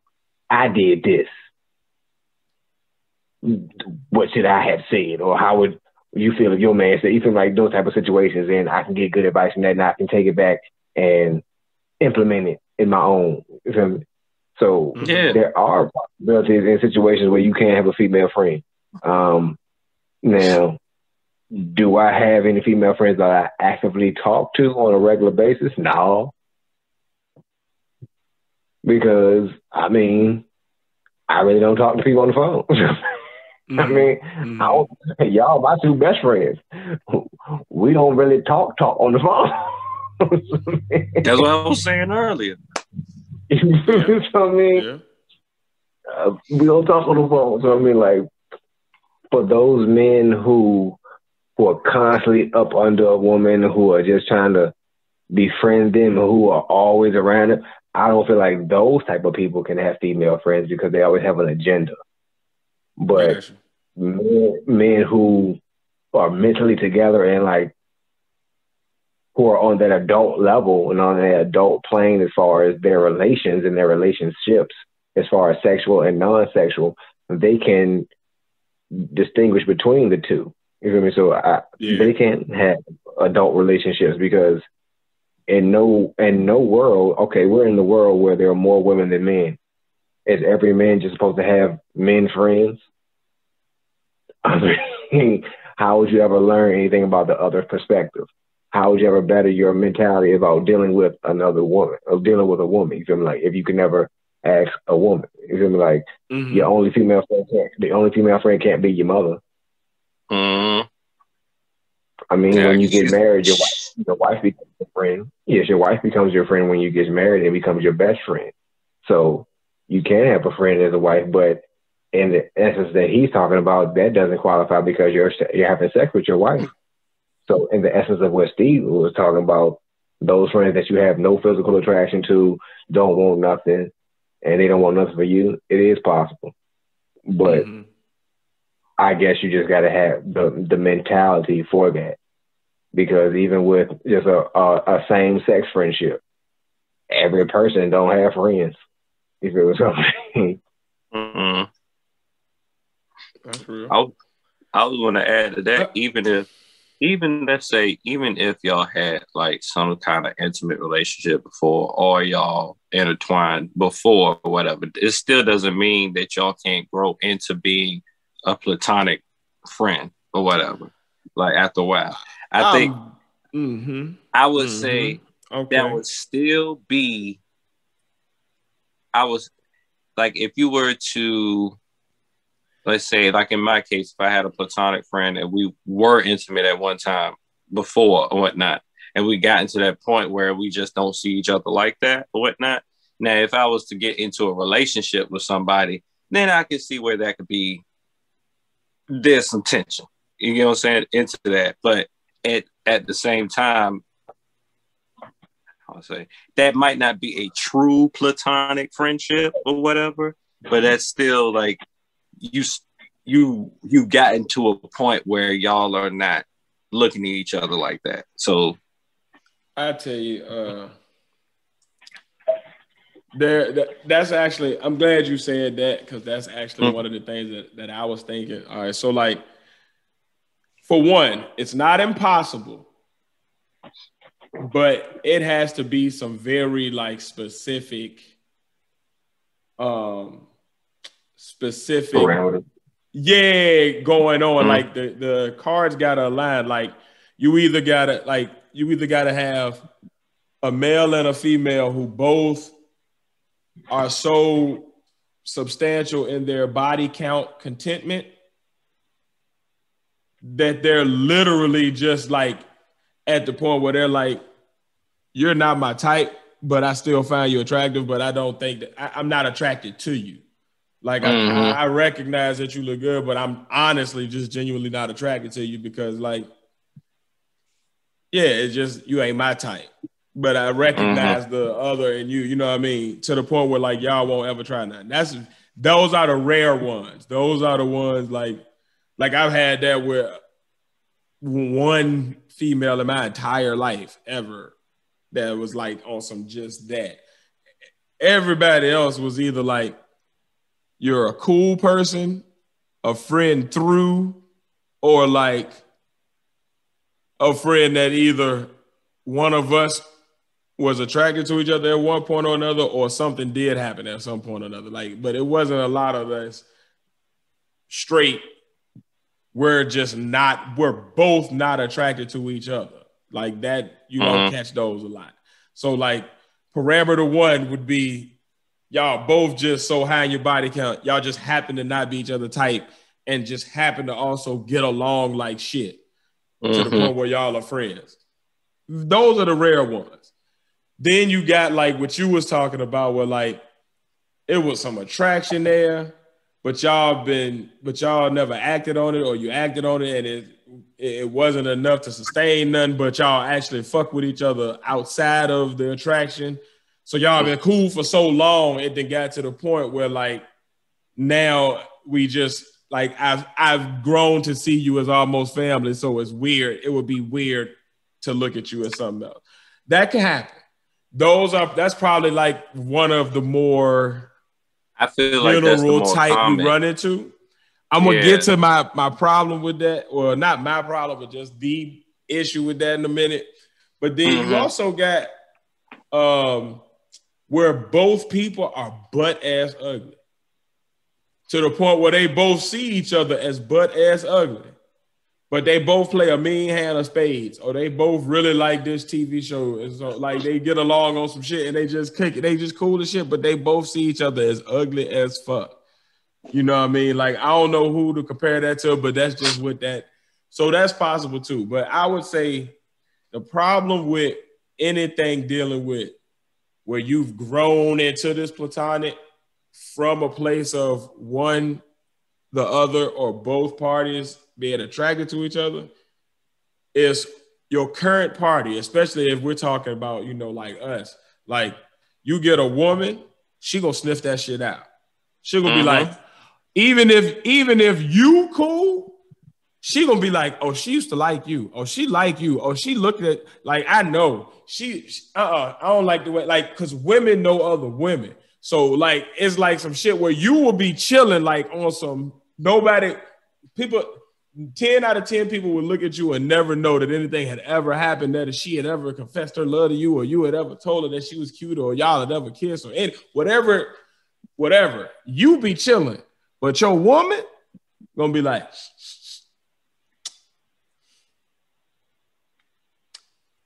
when she hugged you, her third finger touch the shoulder blade, and that's a secret code in Swahili. That means like she will find some shit and be like, and like they smell it, dude. So like the problem with that is like if you got that platonic friend, one of two things is going to happen. Either you're going to be beefing with your girl to the point where it becomes a bigger issue, and either you break up with your girl or your girl doesn't want to be there. So something happens. Or you now cannot hang with this friend that now it's grown into like this damn near like my sister, but your woman she ain't gonna see none of that sister shit. She ain't gonna be trying to get none of that shit. Especially the average black woman. Now, I'm speaking in generalities here, people. Obviously, there are exceptions to everything I'm saying. There's exceptions to every rule, but that doesn't negate the general principle. Like on GP, the average black woman, you come up to her and be like, yeah, this is my sister. She will be like, oh, no, that bitch in July 3rd, 1993, y'all were 6 and y'all were playing by the playground, and she looked at you and she sent you one of them little notes and you clicked yes. Oh, you circled yes. Yeah, you did. And now no, like, and you know what I mean? So like it just run you into some bullshit that like to me, my ideal with relationships, and it's gotten me this far, it's gotten me married, it's gotten me in a long-term relationship for years. Like I'm a vet in this game now, all because of this simple principle. Like, work smarter, not harder. Think that shit a few steps ahead, and it saves you so much time on the back end, because if you do, you already done seen, okay, if it goes this way, great, works for me. But if it goes this way, or this way, I need to have some contingencies in place, or I need to not even go down this path in the first place, so I don't even put that in the air. Like, but yeah, you run a risk with them ladies that's platonic now, but used to be boo things. You will fuck your shit up, or you will get somebody else fucked up. One of the two. That shit don't go right, chap. See, that's the thing. That's the thing, being that that's the most common way that you end up having platonic friends. That's the main reason most people say you can't have platonic friends. And that's my argument. My argument is it can't happen. Again, the two major ways that I'm more advocate of that I've seen is two butt ugly people to just be like, hey, we cool. And they talk about their ugly problems together and they cool, you know what I mean? Or two like regular to attractive people, you know, from your 5s on up, right? Two of them that because they have they have no issue with the opposite sex being at them, they're not really moved that easily. So like they just don't move each other, even though they recognize that the other one is an attractive person. They're not attracted to each other, and those two are there. You know what I mean? Those two are more rare, but those two are the ones that I think are more legit. To me, if you're talking about platonic, I don't know that platonic can happen if y'all used to do something, or if somebody used to like each other in that situation, because there's always that fact. Like, you can lose like of somebody. You can lose love of somebody. You can't lose attraction of somebody. Like, you know what I mean? Like, it's like if I was attracted to you, I'm still going to be attracted to you because those things have not changed. Now, unless y'all done got old and y'all both done got butt ugly now, and now y'all looking at each other like, It's kind of one of them situations like, he still got that. She still got that. We still like each other. So it's always gonna be something there to still be like catching your eye. And that's gonna always be picked up on by the person's spouse or significant other. Like the average dude, we can walk in a room, and if our girl walk in a room, we can tell by the way the dude's looking at her, by the way they hug, by the way they high five, dap, fist bump, whatever the fuck. We know as a dude, like, okay, yeah. He used to like her, but he got played to the left. Oh, he was fucking her back in before I met her over there when she was da-da-da-da. Oh, this the dude that she be telling me about that be stalking her, but she don't like him at all. Oh, this you can pinpoint as a dude because you're a dude, so you know how you think and like y'all wired close. So like a woman is the same way. So it's just fuck you over if you got them grow into platonic feelings because it's going to cause an issue with another relationship at some point. You may end up with somebody who's cool with it or like don't care or whatever, but that don't mean they don't know. They're gonna know. Mm-hmm. It's gonna be brought up at some point that you ain't gonna feel like talking about it. My opinion. That is true. That is true. But yeah, man. Pardon to say, it's kind of possible. Yeah, you can do it. But watch your type. Watch the genre of platonic you roll with there. Yeah. Mm-hmm. Definitely like watch that. The genre of platonic. Yeah. You never know. Never know. Never know. Because, I mean, it could be all good. And then, then it could be some fuckery. And when that fuckery come around, the partners gonna be down because we with the goofy shit. Oh, we with the goofy shit. To the good of the fuckery this time. Fuckeration. All right, so this good and fuckery is a bit of this is going to be a special edition good and fuckery because we're going to call this the Mortal Kombat edition. Mortal Kombat! I've been waiting since I saw this on the docket to do just that. Thank y'all. Appreciate you. Pod Squad, y'all appreciate y'all. Podnas, I appreciate y'all. I had to get that off. So I went ahead and I watched Mortal Kombat this weekend because I felt like I had to. One, I felt like I had to for the sake of nerddom. And also, I damn sure did it for that. And I know if I don't hurry up and watch this movie, it's going to get spoiled by some random post on the internet. And you know this. And spoiler alert, before y'all continue. Spoiler, if you have not seen Mortal Kombat, get off of here now. Because guess what? We gonna talk about it and ain't gonna leave. We ain't about to be holding back and waiting for you to go see it next week. Push pause, go watch it, and then come back and then watch this shit. Go do it now. Do it now. And hit like, subscribe, then comment, and share. Every podcast streaming site got a pause button, and so does YouTube. Push pause on whatever you listen to this on, and carry your ass and go watch this movie, and then come on back. You should listen to them. Because it's about to be Mortal Kombat!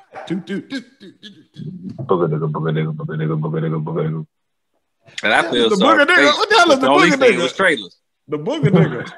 Booger nigga. That's the only one I really care about spoiling it for his face. When he said Booger niggas, in my head, I just saw a line of little people inside of a nose picking boogers. Like just, I've been working all day picking these goddamn nose goals.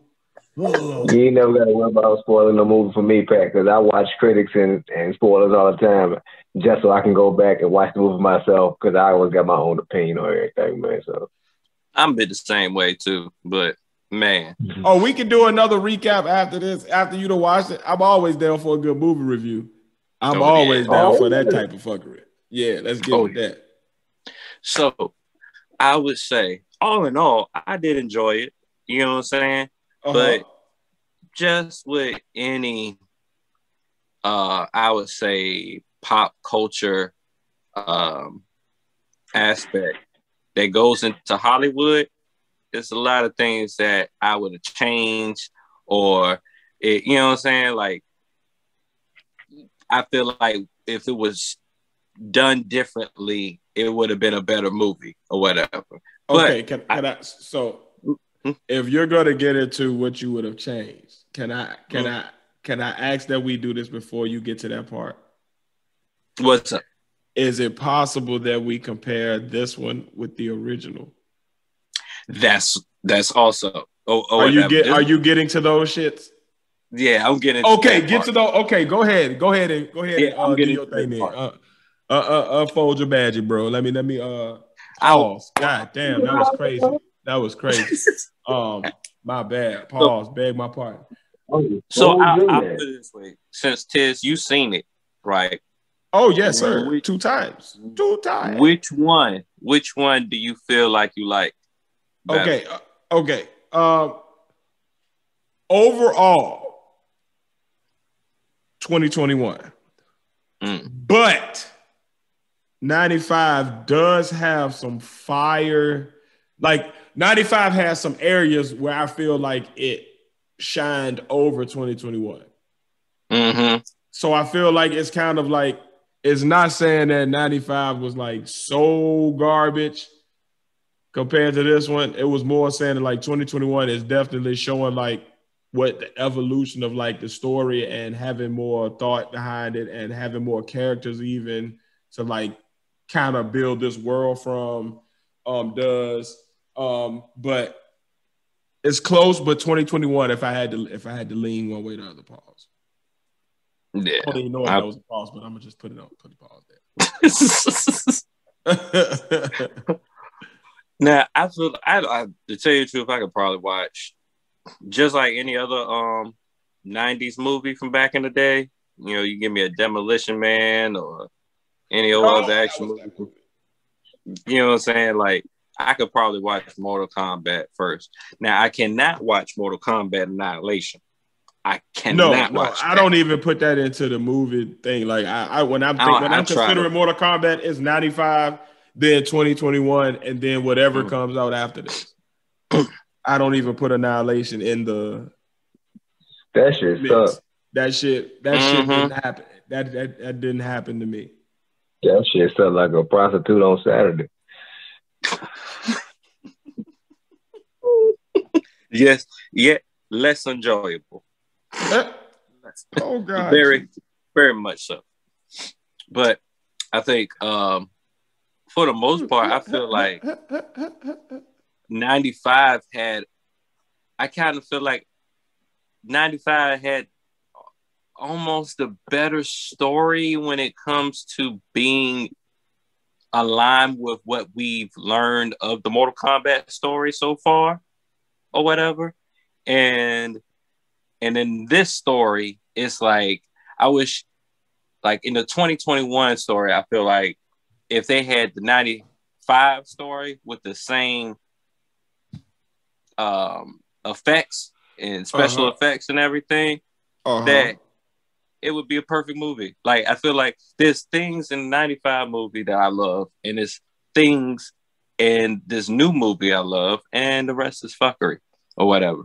But at the same time, we also got to think. I don't know, bro. What do you feel, Tim?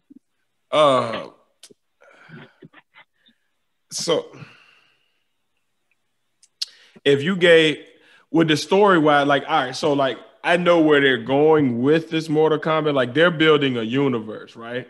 Yeah. So if you're plotting out the universe, if you look at this as like the Mortal Kombat movie, that's kind of where you would be misled by the name. It's more of the prequel to the actual tournament movie that you're talking about. You feel what I'm saying? So like, that's why they're going to get Johnny Cage, because they're going to have to actually fight the tournament now, since they thwarted the ability for them to take out all of the dragon or whatever. And now after you fight the tournament, then you get the armies that Shang Tsung was talking about in your third movie. And then that also opens you up to have Sub-Zero go off and do his solo movie, or Scorpion do his solo movie, or you get the Kung Lao and Liu Kang story up, how they got together, all that shit. So like, I think that's more where they're going with it. So like, to me, I like this story because it sets up like Scorpion and Sub-Zero storyline intersect because of their bloodline, because of their length of time they've been alive. It intersects with a lot of other characters. So they give them that through line to bring in other characters as you keep going with this. You know what I mean? Like, they could have brought in pretty much anybody And with those two characters being the central characters, once you bring in Liu Kang or Kung Lao, either one of those two, you've got enough to say, all right, I can bring this person in and have a legit reason as to why they would be here based off of one of those three characters. You see what I'm saying? So, like, I think by setting it up, like, you get a good chunk of Liu Kang and Kung Lao and Liu Kang losing Kung Lao, so you get that dynamic built up now. So now you have the motivation for why Liu Kang would be so angry going into the actual tournament itself. If they just pop into the tournament, Liu Kang pop out and they do that shit in the flashback real quick, you'd be mad. But you've seen them interact for a minute. So when you lose Kung Lao, you actually have that emotional impact, which carries you into the next movie. So now when Liu Kang is really pissed the fuck off and he wants at Shang Tsung really bad, you see why he's fighting his ass off in the tournament to get you. You know what I mean? So I think, like, looking at it like that, I personally still like 2021, but I do get what you're saying. Like, to me, 95 played more to the fan service of, if you like the video game, what you're used to seeing. Like, it was campy as fuck, and it had such a different tone than the real game. But as far as like the move sets and the actual uniforms that they wore, it was more like exactly like what you saw in the video game. So I feel what you're saying there as far as like it hitting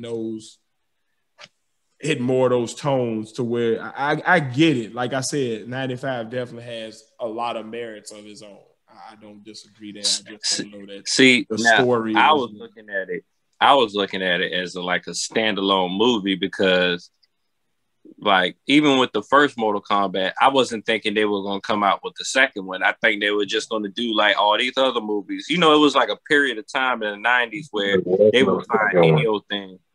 What'd you say, Faye? He talking to there was no second one. Oh, no, there wasn't a second one. Yeah, exactly. You're right. 95 and 2021. And now this is the second one. This reboot is the second one, damn it. Right. Amen to that face. Great fact check in the moment. Effect. That's the Mandela effect. You think it exists, but it really never came out. Yeah, like Sinbad really was. You better annihilate that shit from your memory. Sinbad it really is Shazam. But anyway. First of all, it was never a movie called Shazam. Shazam. Well, not before this newer movie that was called Shazam. But there was never an old movie back from the 90s called no damn Shazam. It was Kazam.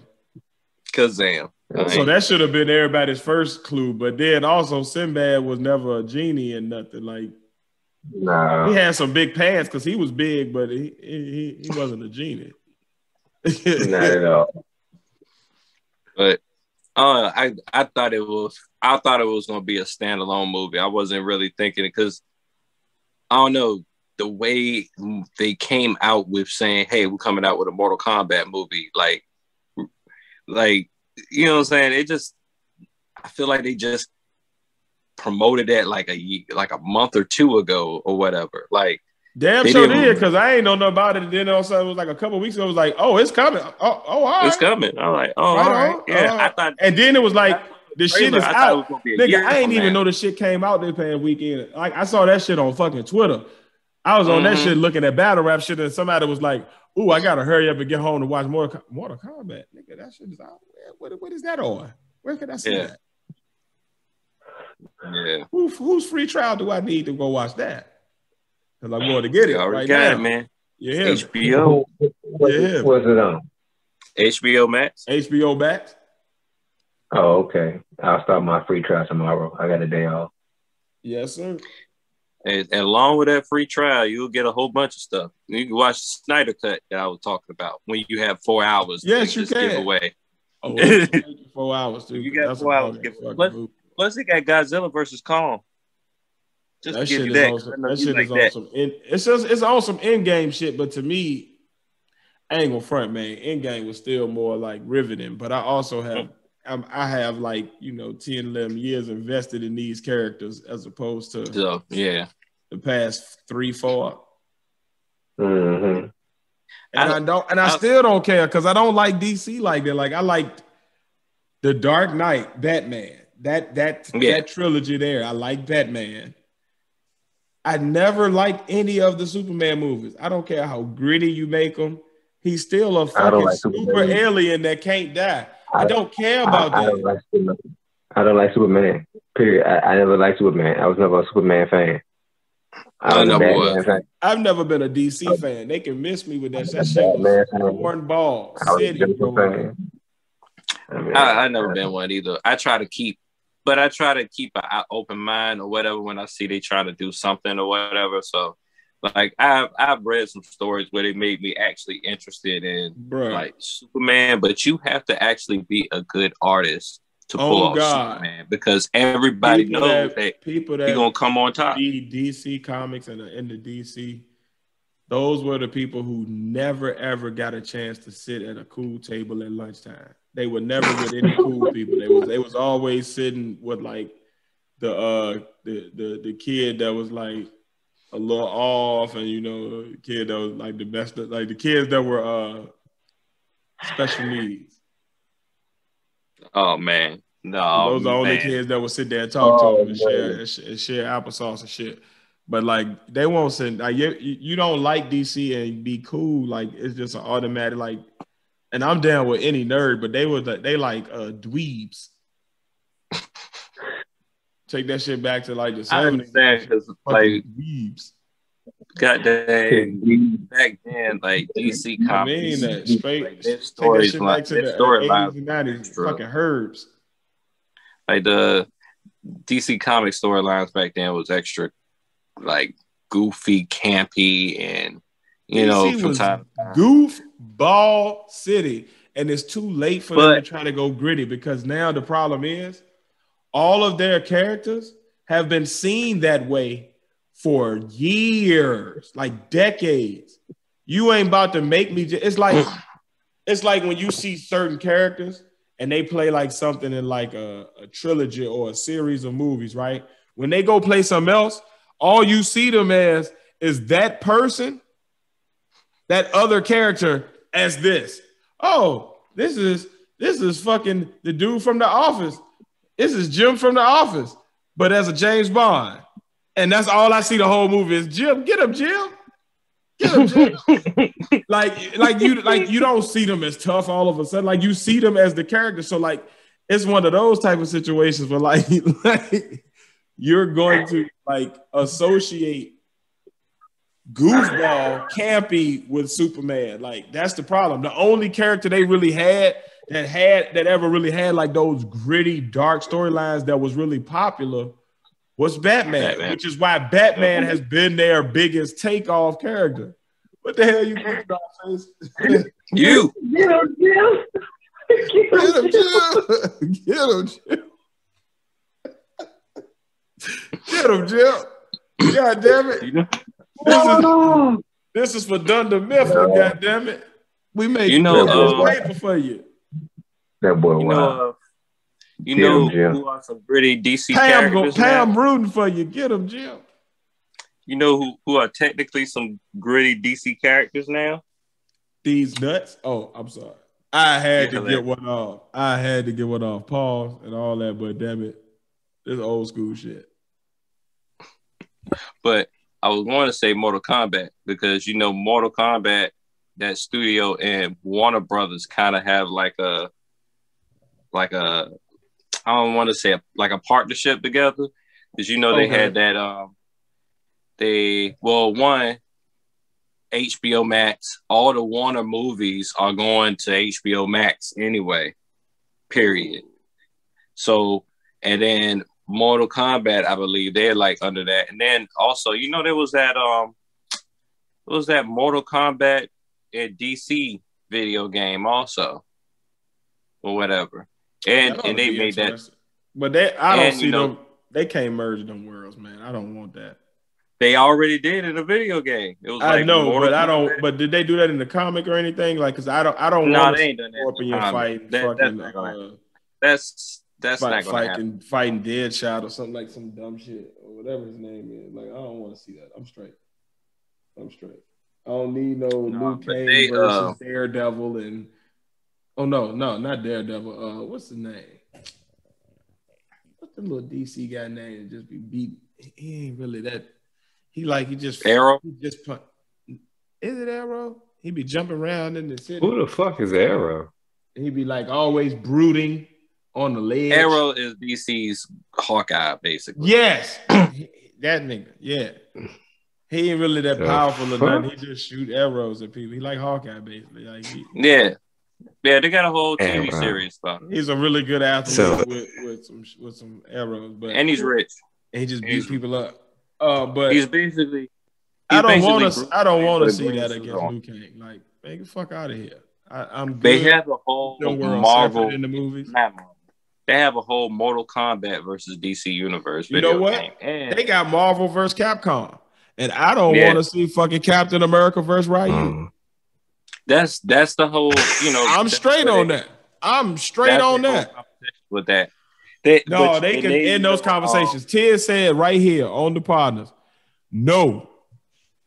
Stop it. Tell a friend. And you know the DC. Hold on, DC let me make sure they got me. No. Stop it. Stop it now. Tell a friend.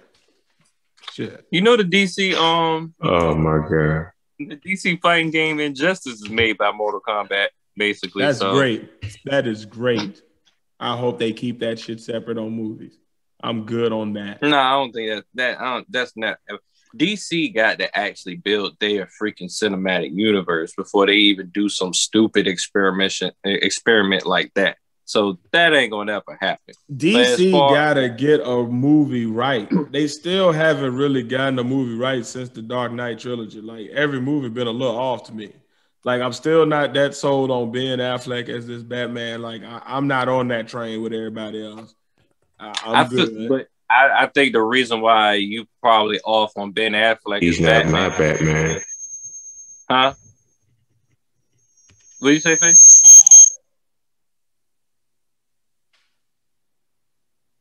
I can't hear you. We can't hear you. I said that nigga man. Nigga ain't Batman. We'll fix that. That's what he said. Yeah. Man, I'm glad you gave me that translation because I was looking like, what in the hell? But Badlands. I was like, the Badlands. What is that? I was like, is that a villain from DC I ain't heard of? I don't know. No, but I'm pretty sure they used it before. You can throw out anything over there, and I'd be like, okay, oh, really? It's a dude named that? I believe you. I don't know. But I think the main reason why you don't like Ben Affleck as Batman is because of that first Justice League movie that came out with made him look like a straight goofball. And if you would have just had the Snyder first, I don't really like Ben Affleck as Batman. Oh, true. All right. He can play him in a box. He can play him with a fox. He can play him in a chair. He can play him over there. I do not like him, Sam. I do not like Ben Affleck. No, sir. I am good on that. He's just not it. Like, not a bad actor or nothing. I'm not saying that. I just don't buy him as Batman. I'm good on that. I'm good. Yeah, but to get back to the subject, Mortal Kombat. Yes. I would say the main thing that the movie was all around good. It's just cold. Cole is my main problem throughout the whole thing. Scorpion is great. Sub-Zero is great. Mm-hmm. Like, I even give Sonya, they had Jax with the little Tyrannosaurus arms for a second, but, like... them baby ass arms, they can't do it. Oh, man. No offense to him, but they had with the DJ Paul arms, and he trying to fight. And then the dude Ryko come in with his hammer and just beat the. I'm just glad he got his revenge at the end, but that and it's just cold. It just seemed like you just. What was wrong with where did this guy come from? Like, where did he guy come from, and what is his whole point? Like, I feel like if it is, well, I feel like the point of him is to make you have like a relatable character. Like Cole, I look at Cole like he'll create a character in the movie. Exactly. And I think to me, narratively, that's a great choice. Reason being, if the experience doesn't work anymore, you can always kill him off without it being a character that's beloved or like that has a huge fan base that will go crazy. True. For two, the good part about it, and what I actually think makes this movie so different than the first one, is they have a blanket character for you to follow. So you find yourself being put in the movie as like, what would I do if this is my, you know what I'm saying? Like, it allows you, like, that's an old narrative trick to have like a character that's just like any man. So that way the person viewing or reading or listening can immerse themselves into the story more. And I feel like that's what made me get more into the story, because it was like, I don't know this nigga, so I don't care about this nigga, but I know all of these people surrounding him. I know all of this history surrounding him. Let me, oh shit, that's what they did to us. Come on then. Come on, let's get him. Let's get him then. I was with him in the end with Scorpion, because I'm now into the movie now, because I don't care about this dude, so I don't put myself in his place. It's like just subconsciously, that's kind of like the effect it has. So I like it, because again, you have a disposable character that if need be, you can use him to tie everybody together and then get rid of him, and you don't have a huge fan base to get backlash from. You don't have like a huge, like all of the Sub-Zero fans coming after you ready to go off because you killed off their favorite character for some bullshit. You can kill him off with a damn semi-truck. He ain't even got to die from a Mortal Kombat fight. And all right, who we following now? Oh, okay, it's Sonya Blade's story now. Got it. Oh, it's Jack's story now. Like, okay, whatever. You know what I mean? So like, I feel like, again, you got a disposable character, and at the end of the day, if it does work, you continue to have a character that allows the viewer to immerse themselves in the story just that bit. I would say, and then the other one, my favorite characters. Well, my favorite character is Scorpion. Period. Just in general. I mean, on the game as well. On the game as well. My favorite character is Scorpion. It's between Scorpion and Baraka. Or whatever. But I think one of my other favorite characters out of the movie was Kano. Just off of the way he act or whatever, he was like, all right. I felt like he was more Kano in this movie than it was in the original movie. Like, in the other movie, it's just, all right, we had a guy with an accent that had an eyeball and he messed with Sonya or whatever. But this guy, you get more personality out of him, pretty much. The only thing is that I still want him in the tournament, and it don't look like he gonna be in the tournament in the next movie.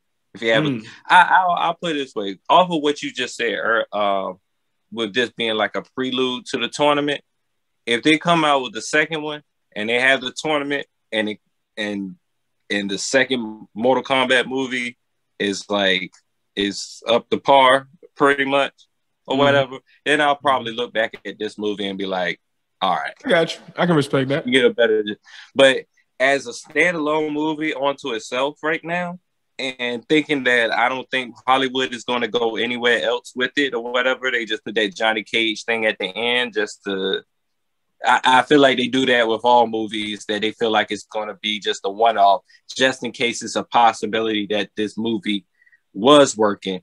Then you can see, hey, we got something to go into the next movie. Well, they got Sub-Zero signed on for 4 movies. Oh, I ain't even know that. The movie just came out. I ain't know they made that many cuts. They got Sub-Zero signed on for 4 movies.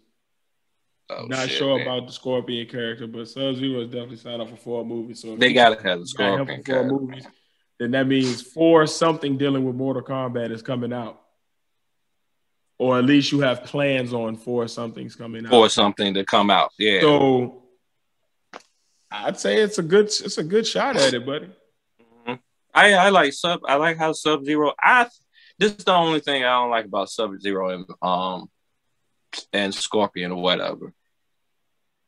They just had armor on. It didn't have it ain't had to be like the first movie, but something similar to what they had. You know what I'm saying? Like if you if you didn't tell me there was Mortal Kombat or whatever, and then you just showed me these characters, I wouldn't have known it was Mortal Kombat. Pretty much. I understand what you're saying. Like, I should be able to look at anybody, look at Scorpion at any time, no matter the design, and be like, that's Scorpion. That's the nigga that says get over here. That's Sub-Zero. That look like stuff. You know what I'm saying? Like say get over here. I would say I feel you on that. I definitely think they could have done more, or maybe even made the color scheme more spot on. Especially on their final armor sets. What I did like about it though is the way they kind of set up Sub-Zero going into noob Cybot form. Yeah, I did see that. I like the way his character was already wearing the darker armor because of that.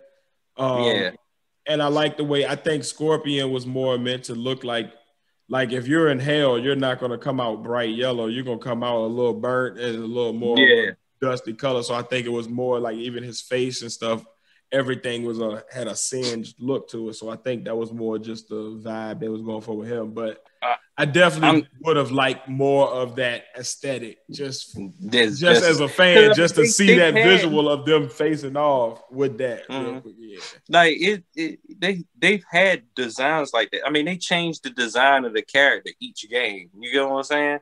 So they had Scorpion designs which would fit into the movie the way they had it or whatever. It's just that it seems like they just threw some armor on this dude. You know what I'm saying? I don't know. I just need to see that kimono like go right over it or something. That's all I need. I'm with you there. But as far as the action, the way they started the movie and everything, it was dope. I love it. I love Kung Lao. I like how they did with Kung Lao. They did my boy Kung Lao justice until his death. I was like, really? You just let him go out like that? Like, it's just... Yeah, but... Like, like, he was just kicking ass. He had the best fatality in the whole fucking movie.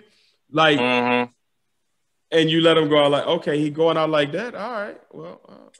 I kind of feel like... How he go out? Shit. Shang Tsung literally just was like,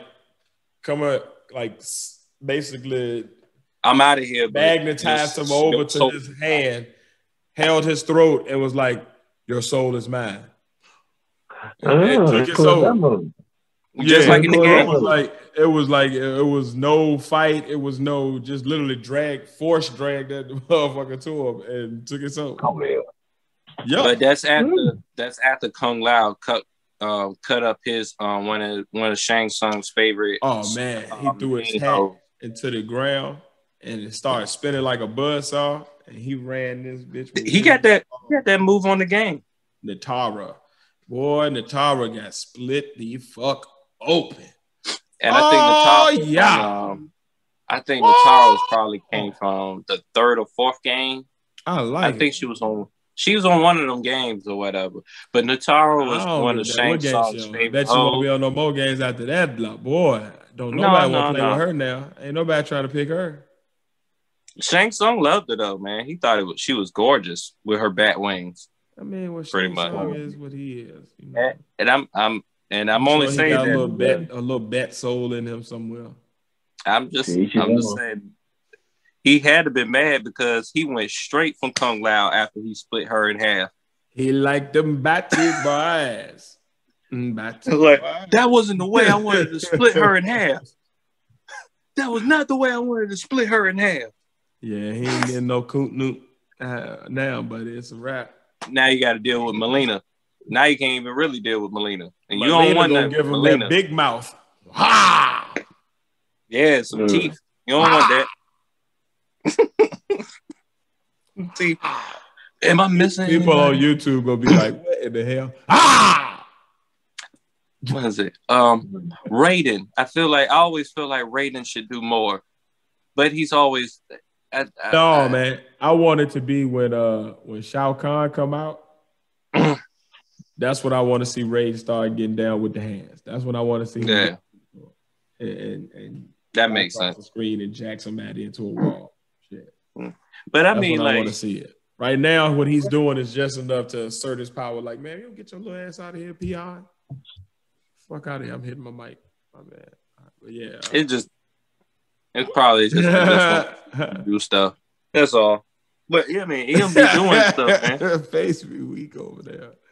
Yeah, he do. I'm just oh shit. Yeah, but I will tell you what's hilarious though.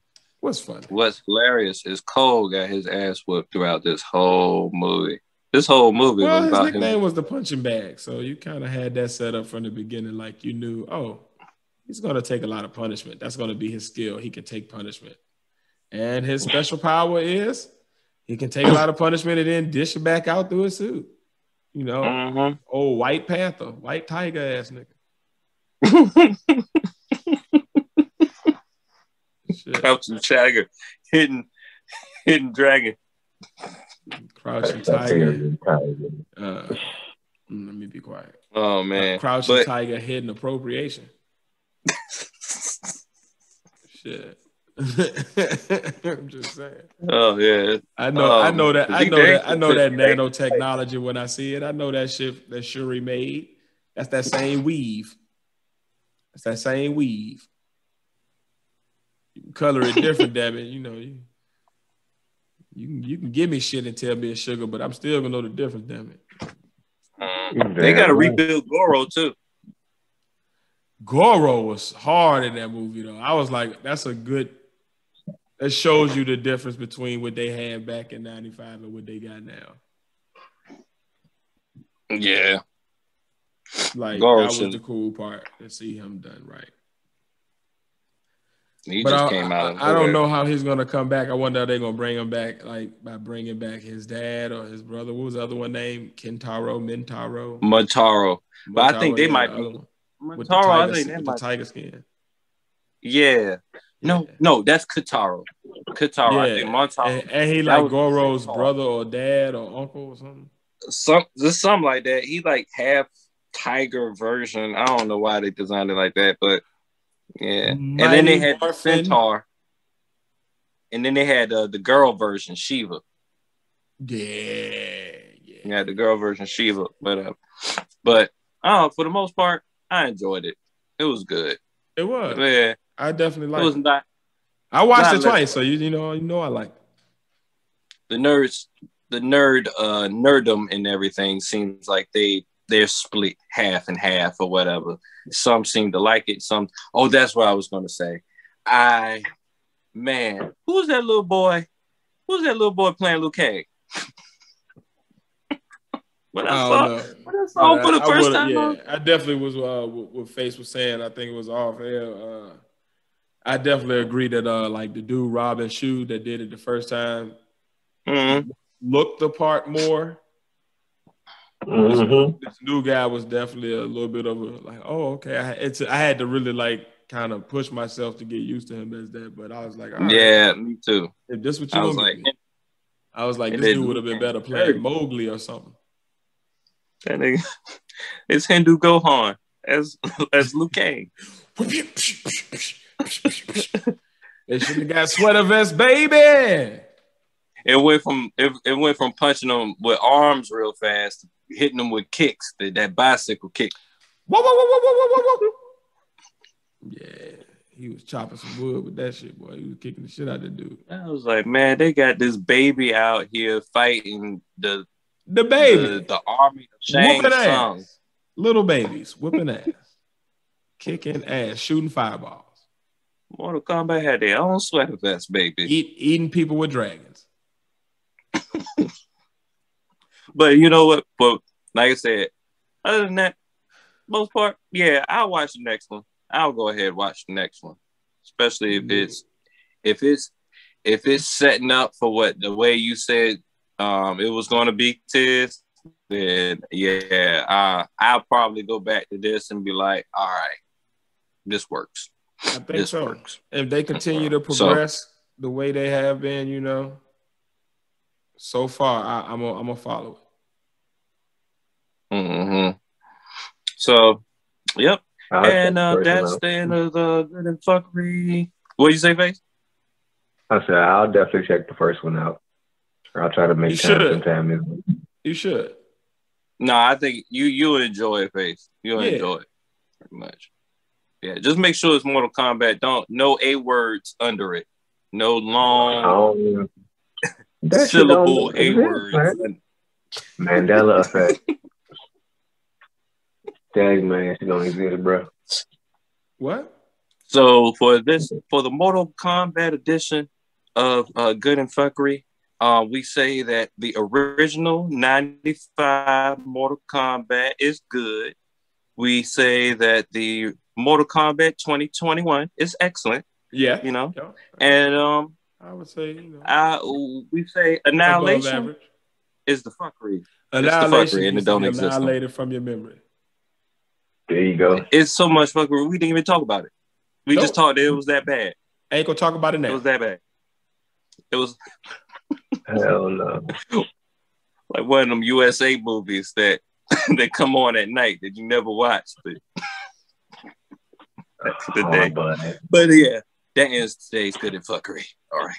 So I'm going to progress into the next subject. So what brought this subject up is that last year I put up this post or whatever, and the post was basically so it can come up to my memories on Facebook. If you've been on Facebook a while, you know that if you had a post from like a post that a lot of people may have shared or whatever, it got some traction, it'll say here's a memory from 4 years ago. So this came up. I literally posted this so it will come up in my memories or whatever. And it's pretty much a list of how things were at I would say the first part of the pandemic last year. And I posted it like April 26, 2020. So it was basically a list of things that we were going through at that time. And I just did that so we can have, like, when it comes back around a year from now or whatever, which was basically yesterday or whatnot, I can compare and contrast and see have we progressed since the beginning of the pandemic or whatever. So I'm gonna just go through some of them, whatever, and then we'll go from there. So at that time we were 40 days in social isolation. Oh shit. Yeah. It had like the dollar's worth or whatever, which was like $5.32. The euro was $5.77, and the pound was $6.54. Gas at that time was $1.49 for regular and $1.79 for premium. Well, it's definitely went back up above that. A whole nother dollar. It's been a whole nother dollar added to that since it progressed or whatever. And I would add on, it seemed like it's jumped up as soon as Biden got in the office. But we'll put that in for another subject another day. Whenever. I got some legs to it. That motherfucker right there. Anyway, at the time, schools was closed since mid-March, and they were beginning to teach remotely online, and they were planning on continuing for the rest of the year, which, as we already experienced, that was the truth. There are lines, tapes inside the stores to keep people 6 feet apart. That's still going on. Bars and restaurants only for home and delivery and pickup. Now, depends on which ones. That's been opened up. A lot of places, if they are open, like you'll have a table, and then there's a table that's just closed or whatever. They got the seats up and everything, and then there's another table beside it to keep people 6 feet away, pretty much. But for the most part, delivery and pickup still kind of reign supreme in majority in a lot of areas too. Yeah. Here, same thing with bars. At that time, beaches, parks, and walk-in places, they were completely closed to the public or whatever. And I would say as soon as the summer hit, that changed from Florida. Yeah. Pretty much. Florida. So yeah, that kind of changed Florida, and then it gradually up. Definitely the beach is open now. So, but people ask, people are doing drive-by parades to celebrate birthdays, weddings, family celebrations, and birthdays were canceled. See, I think now we're at a point, because at that time, young kids couldn't understand why they couldn't see their grandparents, and they can only do it virtual. But I think by now they probably understand what's going on. They know what's going on because they can't go see Paw no more. Now this was built as an emotional post. Hugs and kisses are not given. Churches are closed and online. I basically stated the whole stay away about a meter. There was a shortage of masks and gloves in the hospitals now, but now that's prevalent pretty much anywhere you can get a goddamn mask now, in general, including on the Podnas closet. Make sure you get your mask and anything else you need for this pandemic. The Podnas closet. There you pretty go. much. People are wearing masks.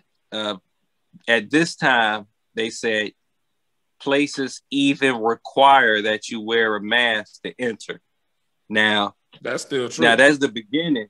And, that's still shock at that time. But now we've gotten so used to it that shock for if you go up to a place, you're actually more shocked that they allow people in without a mask on than with the mask. This is true. This is true. There was toilet paper, hand sanitizer, Clorox, and Lysol shortages for days. I think they pretty much made up for that. Yeah, I always got sanitizer, and I got antiseptic wipes in my truck just in case. But especially nowadays with this pollen going around, can't touch nothing without your eyes burning.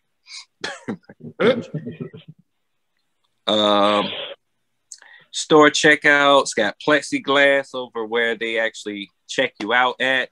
Still whatever. That's pretty much a norm now. Yep. They said at the time, was it isopropyl alcohol? Basically, rubbing alcohol. That was limited. That was when sanitizer was low, yeah. At that time, making that shit on their own. And Australia, USA, and Europe closed their borders, and as of right now, I'm pretty sure they pretty much. I don't know. I think Europe. I think in some places in Europe, they're still closed their borders down too. Oh yeah. Here currently. Well, we can go across our borders because I'm carrying my ass to Mexico this summer, so the borders open. Yeah. And I'm planning on a California trip, so yeah, myself. Well, that ain't it said Western Australia has been divided into 9 territories, and an instant $1,500 fine issued for crossing the border without valid reason. That's for whatever it is. And they got divided into 9 territories. Yeah. Well, they're probably talking about their states in general. Just go split. Hey, y'all over here. Y'all over here. Yeah, so they if you move from this territory to this territory, you got to have a good reason at that time. So I think by now they probably opened up a lot. And at that time, no one was traveling for leisure. All the airports were empty. Tourism was at the worst crisis in history, of course, evidently. So it's getting better now. Yeah. So especially in Florida, because they lit. It's crazy because if you look at that list, a lot of that stuff hasn't changed. We just gotten accustomed to it. Yep. Pretty much. Yep. That's exactly what I was noticing.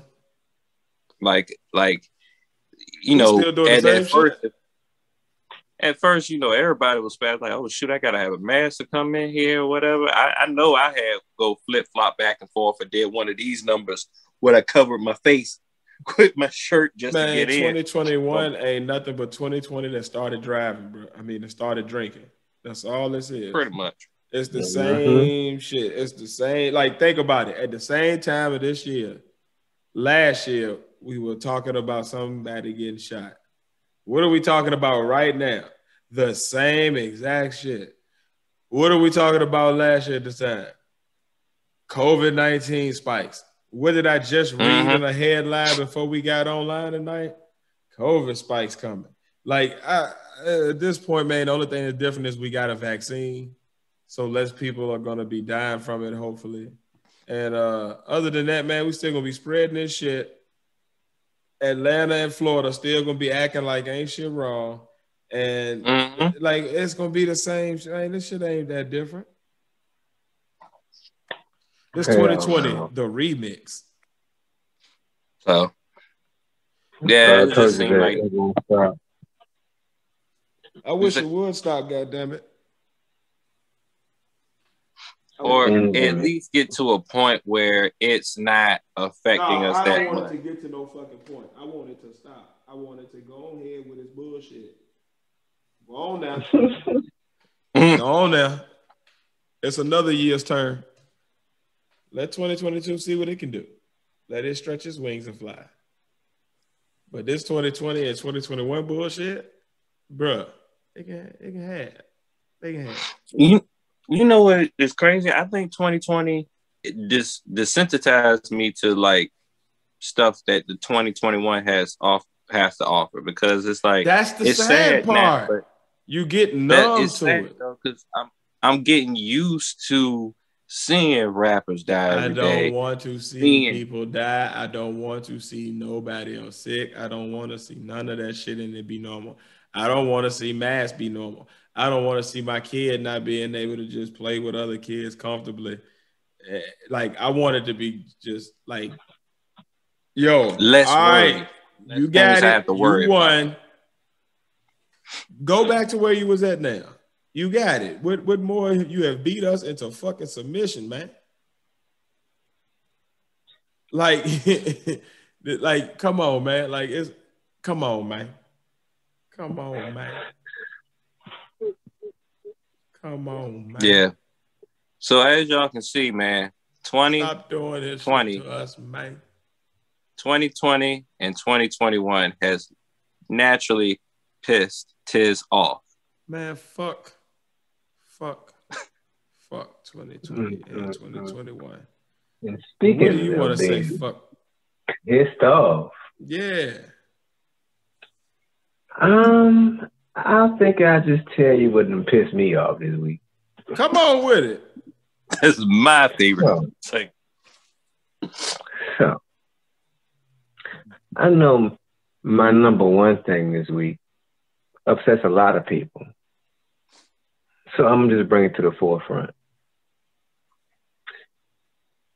I can't stand people who don't know how to use the public restroom correctly. First with people that smell like this. People who use the public restroom. Shit all over the toilet. People who don't shit in the hole, they shit all over the toilet. How do you everywhere. Shit on the toilet? Like, I don't understand it. Where is your ass aiming? Like, what do you have? Is that shit like spraying out of there like a wood chipper? Like, what the fuck? What did you eat? Like, is something wrong? Am I going into you in there hovering over the damn toilet, and that shit just. I be asking I gotta ask myself sometimes, like, is every public bathroom I go in, is the same dude at everyone? Nigga, you over there sound like Umar. You all right, Pat? Or is it just a whole bunch of people just shitting everywhere on the toilet? Like, I can't believe it. Like, how hard is it to use the public restroom correctly? Or is that how you use the bathroom in your own house? There you go. And that'll be even worse. Because you got shit on that it is. Like, now, I'll tell you what it is, though. It's just like hotel rooms. People don't take care of shit when they know it's not theirs. Because they know it is like, when they don't feel like there's a consequence to their actions, they act worse. You see what I'm saying? Like, that's why we have law enforcement in place. Because if you just had the laws, people would still do what they wanted to do. And Yeah, it wouldn't be none of that. The world would be a savage land. So, like, I think that's more what it is like people look at the public restroom as like, I ain't the one got to clean this shit, so fuck it. All over everything. Daddy daycare, all up in the stall. So, you know what I mean? And then you got to walk in on that. So I think that's what that is. I mean, I'm going to pee on the toilet seat and I'm not even going to flush it because I don't even got to put my hand in there because I ain't got to clean it. And that's what they really think. So I think that's really the problem. Like, if you look at even go to the average good woman that been to college, go to their home and see their restroom, right? It's going to be nice. But look at the public restrooms, the girls' restrooms, and like college dorms. They said that's some of the nastiest shit you ever see. Why? Because they don't have to clean it. Campus services comes through and handles that. So it's like, I think it's just anybody like put in a situation where they have no restriction or they don't feel like it's a direct consequence of their actions, they're going to act a fool. And it goes no different in the restroom. They nasty. They nasty, son. Yeah. They spraying that shit all around. Can't be me. Can't be me because I used to be one of them people that used to have the dirty ass jobs that come after people like that. So I wouldn't do that shit off of karma.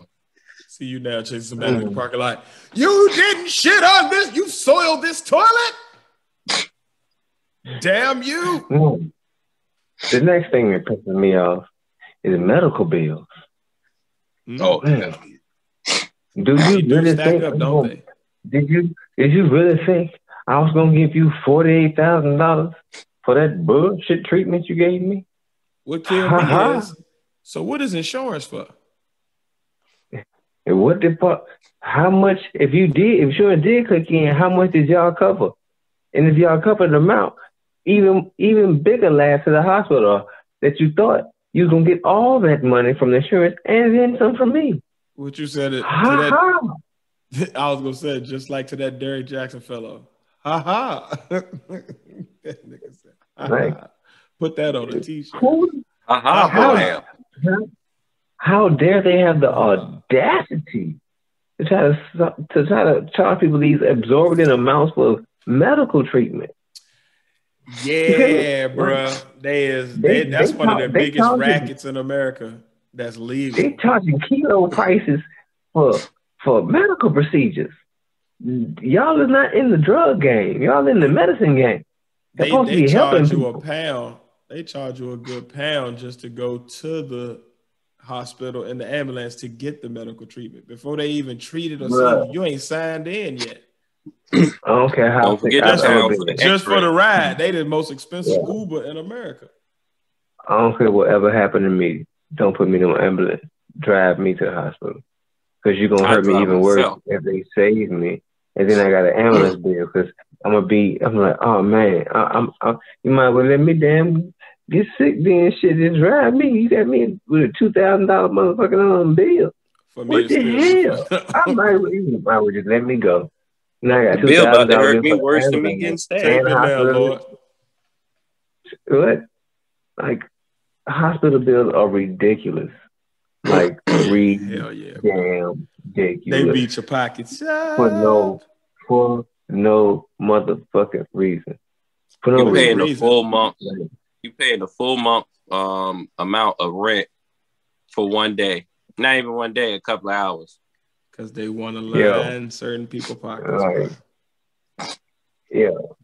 And then some hospitals, like with your children, if you take them to a certain hospital in Virginia, if you take your children to the pediatric ward, if they feel the child is too sick, they won't let the child go home. And you have a mandatory stay with your child in the hospital for like a week, just to make sure they're up and running.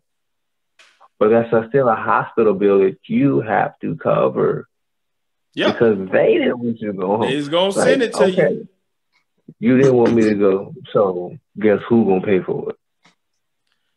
Not insurance, because insurance stingy as shit. Them motherfuckers don't want to pay nothing. They're going to have to take down the machine. Oh, you didn't meet your deductible. Okay, now you met your deductible, but we don't cover this particular service this month. Okay, but this week we don't. But we used to do that, and then we don't. Man, get the fuck out of here. Hospitals are Like, getting what's the over. point of insurance if they don't if they don't insure shit? Our healthcare system is some bullshit. We give you all this money. We need government healthcare, man. I'm sorry. Yeah, we government needs to get in this healthcare shit and start letting these privatized organizations make all this motherfucking money. Like healthcare should not be a for-profit business.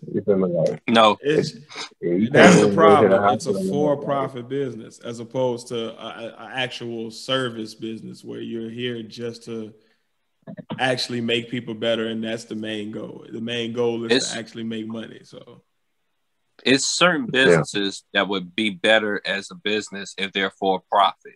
Hospitals and medical, the medical division of medical companies are not supposed to be. They're not going to work efficiently if they're for profit. Exactly. Or whatever, because they're not worried about curing the problem. They're worried about how much profit they can get off the problem. Big factor. You gotta pay a teacher's salary to have a baby in some hospitals. Indeed. Big factor. Where the fuck y'all think I got that money at? I got that shit just laying to the side. If all that, I'd have had a baby in the hospital. It comes out with the afterbirth. I think they really think money do grow on trees at this motherfucker. I got 10 money trees in the backyard. It's about to blossom. It's about to get real right. I got my money about to roll out to you. I'm gonna bring it to you. How much you want? 32,000? I got you. Monday. I'm bringing it to you Monday. Nope. It one's a 5. Won't be coming on Monday. Don't want that Probably shit. Not Tuesday, Wednesday, or Thursday either. No. They hit me with that medical bill, you bitch. Oh shit. That was kind of hard. He said money trees. The next thing that upsets me, and it's not only this week, as I just sit and ponder sometimes, I think about the debt, the systematic debt system that's in America. You feel me? Like, and I hate that shit. Right? You set up from right when you become an adult to be in debt. Most people go to school, they get loans. You feel me? Especially if they go to an HBCU. I ain't gonna say it's very rare, but it's not super often that too many people get a full ride. You feel me? So you have those people who have to get those loans, have to do that salary shit and all that. And when they get out of college, supposedly get this good job and get on the path of good life, they get out on their own directly into debt. Yep. Because most college kids, 9 times out of 10, most college kids are still up under their parents while they're in school. You feel me? Because their parents may want them, you just focus on school. I got it. I'm gonna help you out and whatever. But once you get out, you right in the debt. Yeah. It's a setup. You feel me? Like, okay, we're gonna give you this higher education for you to attempt to try to get a good job. But also, we're gonna give you this anchor of debt too. You got it. Yeah. And I want my payment. If you don't make it out, you still got that debt.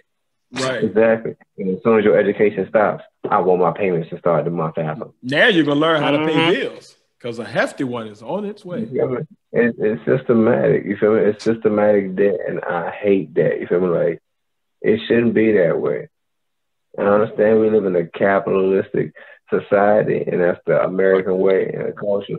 Make money off everybody.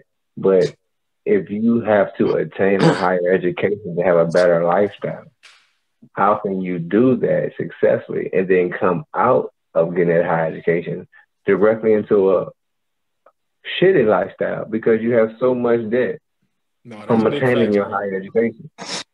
It's like, I hate that shit. Like, America can set up that shit a lot differently. Like, it could be free education. I mean, why can't it be free to educate yourself? Yeah. It really should be. I mean, all these online courses. Cool. It would only help our country.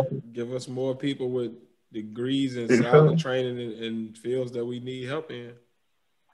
You feel me? So, I mean, offer free education. You'll have more educated. I can guarantee you have more educated people because a lot of people just don't go to college or go to further education because they don't have the funds to. You feel me? If the masses are educated, though. But in other countries, it's not that expensive for you to get an education. And in some countries, the education is free. But we wonder why America's falling behind on the education ladder in comparison to other countries. It's the reason why. Yeah. When the economy is fucked up, the education level is going to be fucked up. Because the money ain't right. You can't pay for the education you need to try to attain a better lifestyle. So either way, you still going to be broke. You either going to be too broke to get to school, to get the education, and to get the debt, or you're going to have enough money to get to school, to get the loan, to get out to be in debt. Mm-hmm. Yeah. Big fact. And you know what else? You can't break. No lies detected here. You know what else? We got a culture of like, for some reason, being smart is looked frowned upon, and being dumb and ignorant is you're cool, pretty much. And this has been going on for a while. That's another main reason why we're in a situation, because it's actually frowned upon to be smart than somebody else. Somebody look like, oh, you smarty art, you know what I'm saying? You a egghead. Oh, smarty art ass nigga. Yeah, you know what I'm saying? Like, be proud of that education, man. Yeah. Ain't nobody in the real world thinking about who being hard and shit. It's who being smart and shit. Like when I was in the school system, that's my main thing. Because like I said, I used to love teaching in bad areas. So kids always talking about, oh, you think you hard. No, it ain't about being hard, nigga. I'm smart. Sorry, but excuse me. It's not about being hard, young man. It's about being smart. You feel me? Like, well, how far is being hard gonna get me in a professional world making money? It's only gonna get me somewhere in a street world making money, and that money don't last too long. You're gonna end up getting exploited. I said exploded. Exploited. Exploded. Well, you had it right. You might get exploded too. You run across the right one. Exploded. You feel me? So why not better yourself? Leave that hard shit in the streets, man. Get that education, better yourself. You gonna be in debt. But I'd rather be in financial debt instead of life debt. Yeah. I mean, now, the last thing that pisses me off, and once again, another thing that I randomly ponder, and this often pisses me off, but I figured I'd bring it to the forefront today, is the lack of appreciation for what the Black culture has done for America and how we've helped y'all succeed and move forward, and the strides we've helped in every facet of this country, from the founding to where we are today. The strides in the society and the strides in technology and the different backbone of this country that we are. Like anything new that a Black person does, anything new that a Black person says, it catches on and it's an influence. Black people make up slang words and y'all put them into your Webster dictionary. For what? But y'all still damn must have put us down. Give the credit where the credit is due. You stripped us of a culture, but we made our own, and you still trying to take that. So we continuously renew it and revamp it and renew it and revamp it. And keep trying to catch on. It's just this. It's just that. Stop trying to take our culture that we're creating as we move on. You feel me? You stolen our past. You stolen our culture. We living in today because we creating it. Stop trying to steal it. That's true. Give us our props of what we have done. You feel me? Give the props for the props. Yep. They have a history and a culture of stealing stuff. If there's one thing that history has taught me, is a long list of things they have stole and taken and claim as their own or whatever. But if you think about it, practically everything that we do as a culture in America is made by Black folk. Shoot, if you even go like video games, the cartridge, the technology off of video games, that's from a Black person. You know, like the air conditioning, the gas mask, the traffic light. Didn't the Black woman do somewhere? It was like, that's why we got a cell phone now. She built the technology that led to where we cell phones. Yeah. Yep. The motherfucker gonna say it's Everything a black motherfucker do, they want to say is aliens. We ain't no motherfucking aliens, nigga. We just some bad melanated motherfuckers. Bad motherfuckers over here. So I mean, give credit where credit's due, man. Like we give credit to everybody. We embrace everybody into our culture, and that's the thing that blows me. We embrace everybody. We bring everybody in. We love everybody, cool, but that's the problem if you're cool and you can dance, we crowd. If you're cool and you can dance, we crowd around you. You feel me? But we can't be accepted anywhere. It's hard for us to be accepted, but we accept everybody. It should be the other way around. It should not even the other way around. It should be the same way, vice versa. You feel me? If we willing to accept everybody, be willing to accept us and give us our props and our credit, because we give you ours. When credit is given, it's credit is due, then we give that, but we just can't give ours. No lies. We obviously see the lack in respect that y'all have for the culture, but you love it so much you want to steal it. Love the people it created too. All shades of us. That's all that pissing me off this week. Right on. Well, something that should not piss you off is, we have Black Business of the Week. Yes, we do. Now, Black Business of this week is the Lucas Oliver. He is a kennel owner. If you can find him on Facebook at Baby Boy Bulls. That's Baby Boy Bulls.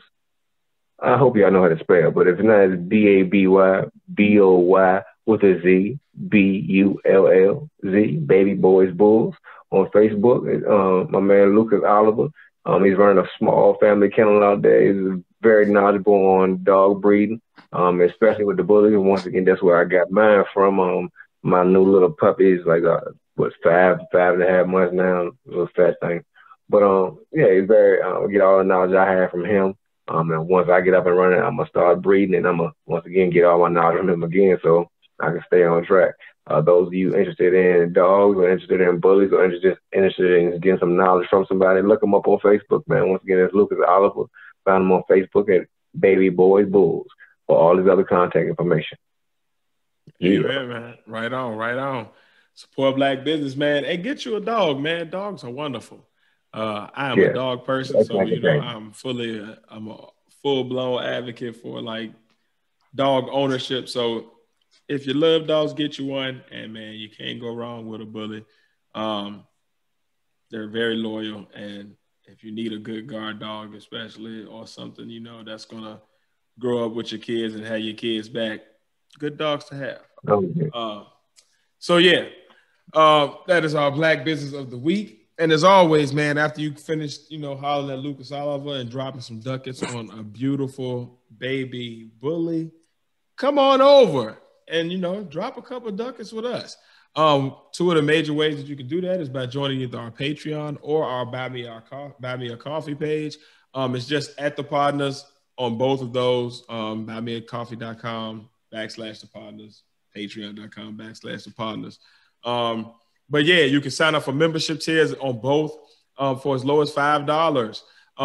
You get different types of perks, like being able to give us the topics that we run with for that week, joining us for members only sessions. You get the video unedited content of our podcast every week, so you get to see and hear it with no filters, no cuts, no nothing. And oftentimes the show starts way before the actual show.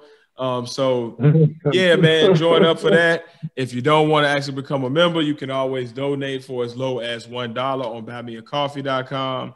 And as always, we also have a Cash App if you'd like to use that at $Partner-Tiers1. How else can they support us financially, Face, if they don't want to do none of that? If they want something tangible in their hands that they can actually take home and do something with, what can they do? They can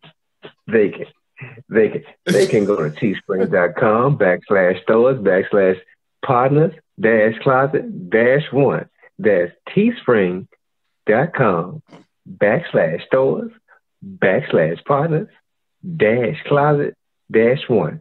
Spelled PODNAS-CLOSET-1.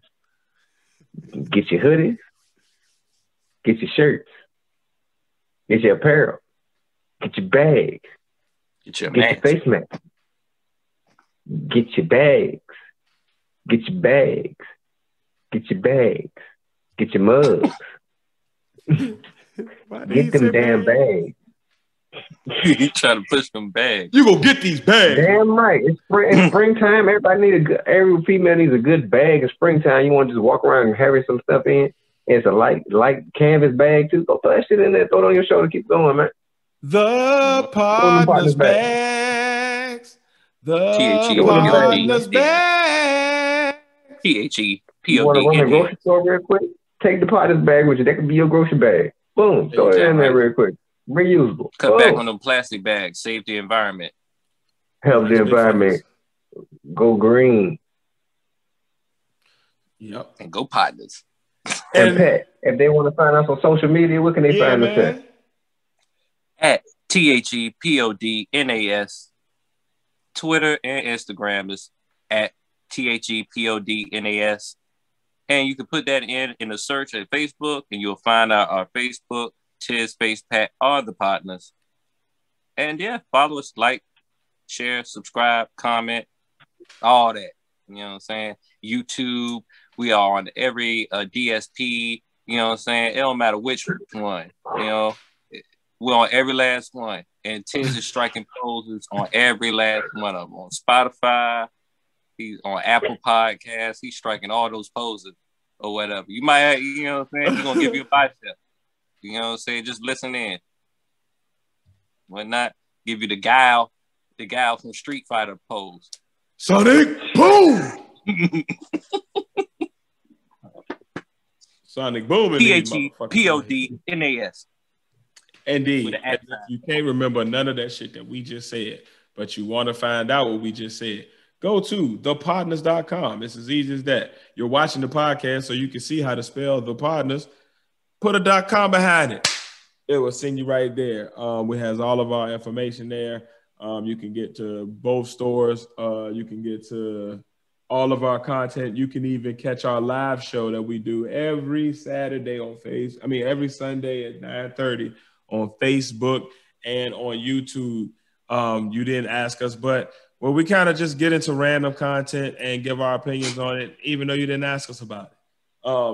But yeah, you can literally click to those lives every week straight from thepodnas.com. So if you can't remember everything else, thepodnas.com is what you need to remember.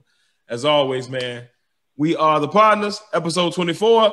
We are wrapped. We are gathered 20 hoes, 20 foes. Hey, yeah, that's what I'm talking about. That's how all my partners roll. Yeah, Pod Squad up. We on episode 24. Hey. Sunday. See y'all in the comments. You don't like something we said. You like something we said. You agree. You disagree. You just got an extra take on it. Put it in the comments. Like, comment, share, subscribe. Share. If you liked it, share it with somebody else. Maybe they'll like it too. And make sure you subscribe. Make sure you hit the notification bell so you can see whenever we drop new content. Yeah, man. As always, on 1/3 of the Podnas, your boy Tiz, along with the other third of the Podnas. Padawan. Oh yeah, and over there on that side is. You know it's me facing the place, and I'm out. Peace. I don't know why I gotta scream my name every single time.